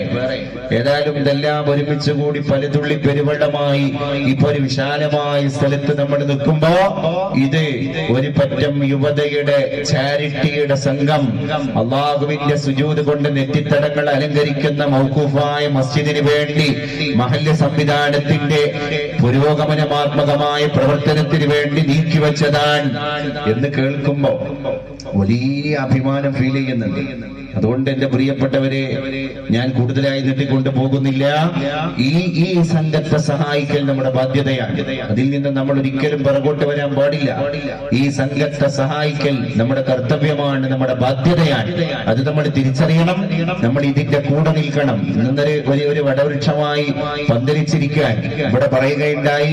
അടുത്ത ഇവരുടെ സ്വപ്നം എന്ന് പറയുന്നത് ഒരു വീടാണ്. ഈ മഹലിന്റെ പരിധിയിൽ അവകാശപ്പെട്ട ഒരു കുടുംബത്തിന് ഒരു വീട് നിർമ്മിച്ചു നൽകലാണ്. അത് ക്രിയാത്മകതയാണ്.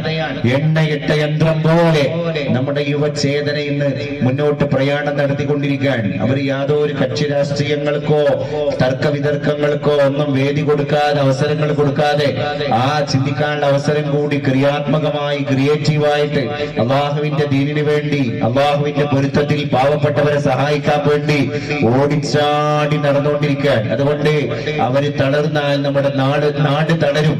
കാരണം അവര് ഉണർന്നപ്പോ നമ്മുടെ നാട് ഉണർന്ന കാഴ്ച നമ്മൾ കണ്ടു. കാരണം ഇങ്ങനത്തെ ചെറുപ്പക്കാർക്ക് വേണമെങ്കിൽ അവനാന്റെ കുടുംബത്തിന്റെ ഡ്യൂട്ടി നോക്കിയിട്ട് പോകായിരുന്നു. വേണമെങ്കിൽ അപ്പുറത്ത് ഇവരുടെ ഇത്രയും വലിയൊരു ഹെൽത്തും വെൽത്തും ഇവരുടെ ഫണ്ടും ഇവരുടെ സോഴ്സും ഇവരുടെ ഇൻഫ്ലുവൻസും ഒക്കെ ഉപയോഗിച്ചിട്ട് ഒരു ഗാനമേള, നല്ല കൊട്ടിഘോഷത്തോടുകൂടി ഒരു ഗാനമേള പരിപാടി നടത്തായിരുന്നു. പക്ഷേ അതൊക്കെ നടത്തുന്നതിനെ പറ്റിയിട്ടുള്ള ചിന്തകൾക്ക് പോലും ഇടം കൊടുക്കാതെ പരിശുദ്ധ റബ്ബിന്റെ ദീനിന് വേണ്ടി, അള്ളാഹുവിന്റെ ആരാധനാലയത്തിന് വേണ്ടി, അള്ളാഹുവിന്റെ അടിമകളായ ജനങ്ങളിൽ അവശത അനുഭവിച്ചു കൊണ്ടിരിക്കുന്ന ജനതയ്ക്ക് വേണ്ടി ക്രിയാത്മകമായി ഇടപെടാൻ ഈ അവസരം അവർ ഉപയോഗിച്ചിരിക്കാൻ നമ്മുടെ മക്കളെ വിഷയത്തിലും കാണിക്കേണ്ടത് ഈ പ്രതിജ്ഞാബദ്ധതയാണ്. കാരണം മക്കൾക്ക് ഇങ്ങനെ ഒരു തോന്നലുണ്ടാക്കി കൊടുക്കണം. പ്രത്യേകിച്ച് സ്കൂളിലൊക്കെ ഇനിയിപ്പോ ക്രിസ്മസ് വെക്കേഷൻ വരികയാണ്, അല്ലെങ്കിൽ ഏതെങ്കിലും ഒഴിവുവേള വന്നു കഴിഞ്ഞാൽ ചാരിറ്റി പ്രവർത്തനങ്ങളിൽ നമ്മളെ കുട്ടികൾക്ക് ഇൻവോൾവ്മെന്റ് കൊടുക്കുക. ഇല്ലെങ്കിൽ അവർ വാട്സപ്പ് ആയിട്ടിരിക്കും, ഫേസ്ബുക്ക് ആയിട്ടിരിക്കും. ഇതന്നെ ഉണ്ടാവുള്ളൂ. ഷാമാരിമിന്റെ ഇടയിലൊക്കെ ഏതെങ്കിലും നാട്ടിലൂടെ സഞ്ചരിക്കുകയാണെങ്കിൽ ചില റോട്ടിലൊക്കെ കാണാൻ അങ്ങനെ കുറെ തലയും താഴ്ത്തിയിരിക്കുന്ന സ്പൈനൽ കോഡ് രോഗികളായ കുറെ ജന്മങ്ങളെ ആ നാട്ടിലെ പ്രധാനപ്പെട്ട ഓൺലൈൻ ജീവികൾ എന്ന് വിലയിരുത്തപ്പെടും. നമ്മൾ അങ്ങനെ വിലയിരുത്തപ്പെടാൻ പാടില്ല. നമ്മുടെ നട്ടെല്ലൊന്ന് നിവർത്തിപ്പിടിക്കണം. 6 മാസം മുമ്പ് കാപ്പാടുള്ള ഒരു സുഹൃത്ത് അവിടുത്തെ ബീച്ചിൽ ഒരു ഫോട്ടോ എടുത്തിട്ട് വിട്ടുന്നു. എന്താണ്, കാപ്പാട് ബീച്ചൊക്കെ ഇപ്പൊ നല്ല സൗന്ദര്യവൽക്കരണം നടത്തി. ആ സൗന്ദര്യവൽക്കരണമൊക്കെ പൂർത്തീകരിക്കപ്പെട്ടതിന് ശേഷം പ്രാദേശികമായിട്ടും പുറത്തുള്ള ടൂറിസ്റ്റുകൾ അല്ലെങ്കിൽ നാട് കാണാൻ വരുന്നവരൊക്കെ ഇപ്പൊ കാപ്പാട് ബീച്ചിലൂടെ ഇങ്ങനെ ഉലാത്താറുണ്ട്, ഊര് ചുറ്റാറുണ്ട്. അപ്പൊ അവിടുത്തെ നല്ല സായാഹ്ന നേരത്തെ, സന്ധ്യാനേരത്തെ നല്ലൊരു കാഴ്ചയാണ്. എന്താണ് ആ കാഴ്ച? ആദ്യത്തെ ഒരു റാമ്പ് ഉണ്ട്, ഒരു ചെയർ ഉണ്ട്, ഒരു 5 ആക്കി ഇരിക്കാൻ പറ്റും. ആ സോഫ പോലെ തയ്യാറാക്കപ്പെട്ട റാമ്പിന്റെ മുകളില് 5 ചെറുപ്പക്കാരിങ്ങനെ ഇരിക്കുന്നുണ്ട്. അവരെ കയ്യില് 5 ആളെ കയ്യിൽ മൊബൈൽ ഫോൺ ഉള്ളത് കൊണ്ട് 5 ആളും 5 ആളുകളുടെ ലോകത്ത് തലയും താഴ്ത്തി ഇരിക്കുകയാണ്. അത് കഴിഞ്ഞ് ഈ ക്ലിപ്പിൽ തന്നെ, ഈ ഇമേജിൽ, ഈ ഫോട്ടോയിൽ തന്നെ ഒരു 50 മീറ്റർ ബാക്കിൽ ഇതുപോലുള്ള ഒരു വിശാലമായ റാമ്പില് 5 കാരണന്മാർ ഇരിക്കുന്നുണ്ട്. ഒരു 60 വയസ്സിന്റെ എബോ 60 ആണ് എല്ലാവരും. അപ്പൊ 60 വയസ്സിന്റെ മുകളിലാണ്. അവരെ കയ്യിലൊന്നും ഫോണില്ലാത്തത് കൊണ്ട് അവർ തലയിൽ നിവർത്തിയിട്ട് നാടിനെ നോക്കിയിട്ട് ഇങ്ങനെ നട്ടല് നിവർത്തി അന്തസ്സോടെ തല ഉയർത്തി സംസാരിക്കുന്നുണ്ട്. ഒറ്റ സ്നാപ്പിൽ ഈ 2 ക്ലിക്കും ഒന്നിച്ച് കിട്ടുകയാണ് ഒരു ഫോട്ടോയിൽ. എന്നിട്ട് അതിന്റെ അടിയിൽ എടുത്ത ചെറുപ്പക്കാരൻ അടിക്കുറിപ്പിട്ടിട്ടുണ്ട്, തല താഴ്ത്തി ജീവിക്കാൻ മറ്റുള്ളവരെ പ്രേരിപ്പിക്കുന്ന നവതലമുറയേക്കാൾ എത്രയോ ഭേദമാണ് തല ഉയർത്തി ജീവിക്കാൻ നമ്മളെ പഠിപ്പിച്ചുകൊണ്ടിരിക്കുന്ന പിന്നിലിരിക്കുന്ന ജന്മങ്ങൾ. അത് പുതിയ തലമുറയോട് നമ്മൾ പഠിപ്പിച്ചു കൊടുക്കണം. നമ്മൾ ഓൺലൈൻ ജീവിയായാൽ നമ്മുടെ നാടിന്റെ പ്രബുദ്ധത പിന്നെ എവിടെ ഉണ്ടാവൂല. അത് നമ്മൾ ആലോചിക്കണം. ഇപ്പൊ മക്കൾ മുഴുവൻ ഓൺലൈനിലാണ്. തമാശക്ക് പറയാറുണ്ട്, നിങ്ങള് 10 ആൾക്കാരെ ഫേസ് ചെയ്തുകൊണ്ടിരിക്കുകയാണ്, 10 ആളെ അഡ്രസ് ചെയ്തുകൊണ്ടിരിക്കുകയാണ്, 10 ആളോട് മുഖത്ത് നോക്കി നിങ്ങൾ സംസാരിക്കുകയാണ്. പക്ഷെ മുന്നിൽ 10 ആൾ ഇരിക്കുന്നുണ്ടെങ്കിൽ ഒരാൾ മാത്രമാണ് തല ഉയർത്തി നിങ്ങളെ നോക്കുന്നുള്ളൂ. ബാക്കി 9 പേരും തലയിണ്ടായിട്ട് ഇരിക്കുകയാണ്. എന്നാൽ അതിന്റെ കാരണം തല താഴ്ത്തിയിരിക്കുന്ന 9 ആളുകളുടെ കേടല്ല. തല ഉയർത്തി നിങ്ങളെ നോക്കുന്ന ആളുടെ ഫോണ് ഒന്നുക്ക് സ്വിച്ച് ഓഫ് ആയിട്ടുണ്ടാകും, അല്ലെങ്കിൽ ബാറ്ററി കഴിഞ്ഞിട്ടുണ്ടാകും, അല്ലെങ്കിൽ നെറ്റ് തീർന്നിട്ടുണ്ടാകും. അഭിനവ മലയാളിയുടെ പരിവർത്തനം, നാഗരികത നമ്മളെയും നമ്മുടെ മക്കളെയും എവിടെ കൊണ്ടെത്തിച്ചിട്ടുണ്ട് നമ്മൾ ചിന്തിക്കണം. പണ്ടൊക്കെ ഈ ഊടുവഴിയിലൂടെ യാത്ര ചെയ്യുമ്പോൾ നമ്മളൊക്കെ ഏതെങ്കിലും ഒരു സ്ഥലത്ത് നിന്ന് നമ്മുടെ ഗ്രാമത്തിലേക്കുള്ള ബസ് പിടിച്ചിട്ട് ഹൈവേന്ന് ഇങ്ങനെ പോരുമ്പോ ബസ് സ്റ്റാൻഡിൽ നിന്ന്, ചിലപ്പോ മഞ്ചേരി ബസ് സ്റ്റാൻഡിൽ നിന്ന്, അല്ലെങ്കിൽ അതിന്റെ അപ്പുറത്തെ സ്ഥലത്ത് നിന്ന്, ചിലപ്പോ വണ്ടൂരിന്ന്, അല്ലെങ്കിൽ പാണ്ടിക്കാട് നിന്ന് വരികാരം നമ്മളെ ഗ്രാമത്തിലേക്കുള്ള ബസ് കയറുമ്പോ 5 കൊല്ലം മുമ്പൊക്കെ ബസ്സിന്റെ ഉള്ളിൽ ഫുള്ള് ബഹളാണ്. എന്താ, 3 കിലോമീറ്റർ 4 കിലോമീറ്റർ അപ്പുറത്തുള്ള ഗ്രാമത്തെ ആൾക്കാർ ഈ ഗ്രാമത്തിലുള്ളവർ അറിയാൻ, നിങ്ങളുടെ നാട്ടിലെ മോമന്റെ മോന്റെ കല്യാണല്ലേ അടുത്ത ഞായറാഴ്ച, നമുക്കും ക്ഷണുണ്ട്, നമ്മൾ വരുന്നുണ്ട്. എന്നിട്ട് എല്ലാ കാര്യവും ബസ്സിന്റെ ഉള്ളിൽ നിന്ന് ഏതെങ്കിലും ഒരു വിദേശി ആ ബസ്സിൽ പെട്ടിട്ടുണ്ടെങ്കിൽ അയാൾ അത്ഭുതപ്പെട്ടു. ഇവരെല്ലാവരും ഒരു ഉമ്മാന്റെ മക്കളാണോ എന്ന് വിചാരിച്ചോ. അത്രമേൽ ഭദ്രതയുള്ള ഗ്രാമ്യത. ആ ഗ്രാമത്തിലെ എല്ലാ ആൾക്കാരും ബന്ധുക്കളെ പോലെയാണ്. അത്രയും ഐക്യം. ഇന്നങ്ങനെയല്ല. ഇന്ന് ഒരു സീറ്റിൽ ഇരിക്കുന്നത് എളാപ്പ മൂത്താപ്പ മക്കളാണെങ്കിലും അത്യാവശ്യം സംസാരിക്കാതെ ഇങ്ങനെ ഇരുന്ന് പുറത്തുള്ള കാഴ്ച കാണുകയാണെങ്കിൽ അതാണ് prestige. Maximum net data on ആക്കിയിട്ട് തലയും താഴ്ത്തി ഇരിക്കുകയാണെങ്കിൽ അതാണ് പ്രസ്റ്റേജ്. ഇന്നൊരു കുട്ടിക്കും സംസാരിക്കാൻ താല്പര്യമില്ല, കൂട്ടത്തിൽ കൂടാൻ താല്പര്യമില്ല. ഐ ആം അലോൺ, എന്നെ ശല്യപ്പെടുത്താൻ വരില്ലേ, ഞാൻ ഒറ്റയ്ക്ക് ഇരിക്കാം. അമ്മായിന്റെ വീട്ടിക്ക് ഉമ്മ പറഞ്ഞു വെച്ചതാ, മക്കളെ ഇങ്ങോട്ടൊന്ന് പോയി നോക്കി. 8നും 5നും കൂടി 4 മക്കളെയും അടിച്ച് തൊളിച്ച് പറഞ്ഞേച്ച്, അമ്മായി സുഖമില്ലാതെ കിടക്കൊന്ന് പോയി നോക്കി മക്കളെ. അമ്മായിന്റെ ഓഫീസ് റൂമിലെത്തി. ഊരൊക്കെ സുഖമില്ലാത്ത അമ്മായി എങ്ങനെയെങ്കിലും എണീച്ച് വാക്കിംഗ് സ്റ്റിക്കൊക്കെ ഇട്ട് ഇങ്ങനെ വന്നാണ്ട് ഓഫീസ് റൂമിൽ മക്കളെ കാണാൻ വന്നപ്പോ മക്കള് സോഫയിൽ ഇങ്ങനെ തലയിൽ താഴ്ത്തിയിരിക്കുകയാണ്. ഒറ്റ വാട്സപ്പിൽ, 2ാമത്തെ ഫേസ്ബുക്കിൽ, 3ാമത്തെ യൂട്യൂബിൽ. അപ്പൊ അമ്മായി ഇങ്ങനെ പറയാണ്, എന്റെ ആങ്ങളുടെ മക്കളാ, നമ്മളെ പരബന്ധങ്ങളൊക്കെ എവിടെ പോയി? ബന്ധങ്ങൾക്കൊക്കെ ഒരു രൂഢമൂലമായ ഒരു ഐക്യം ഉണ്ടായിരുന്നു. കുടുംബങ്ങൾക്കുള്ളിൽ ഒരു സ്വരച്ചേർച്ച ഉണ്ടായിരുന്നു. ഒക്കെ പോയി. നാട്ടുപ്രധാനം, നഗരം ദരിദ്രം, നാട്ടിൻപുറം നന്മകളാൽ സുഭദ്രം. നാട് എത്രയോ പ്രധാനമാണ്, നഗരമാണ് ദരിദ്രമായത്. നഗരവൽക്കരണത്തിന്റെ അനന്തരഫലങ്ങൾ നമ്മുടെ മക്കളുടെ മസ്തിഷ്കങ്ങളിൽ കൂടുകൂട്ടിയിരിക്കുകയാണ്. പിതാവിനെ തൊടിക്കണം, മാതാവിനെ ചീത്ത പറയണം, പെങ്ങളെ പഠിക്കാതെ പുറത്താക്കണം എന്ന ചിന്ത നമ്മുടെ കുടുംബങ്ങൾക്കിടയിലേക്ക് ആധിപത്യം പോലെ കടന്നു വന്നിരിക്കാൻ. അതുകൊണ്ട് ചോര ബന്ധങ്ങളെക്കാൾ വലിയ ബന്ധങ്ങൾ പുറത്തുള്ള സൗഹൃദങ്ങൾക്കാണ്. അതുകൊണ്ട് മക്കളെ ഈ ബോധം നമ്മൾ പഠിപ്പിക്കൽ വളരെ അനിവാര്യതയായ ഒരു കാര്യമാണ്.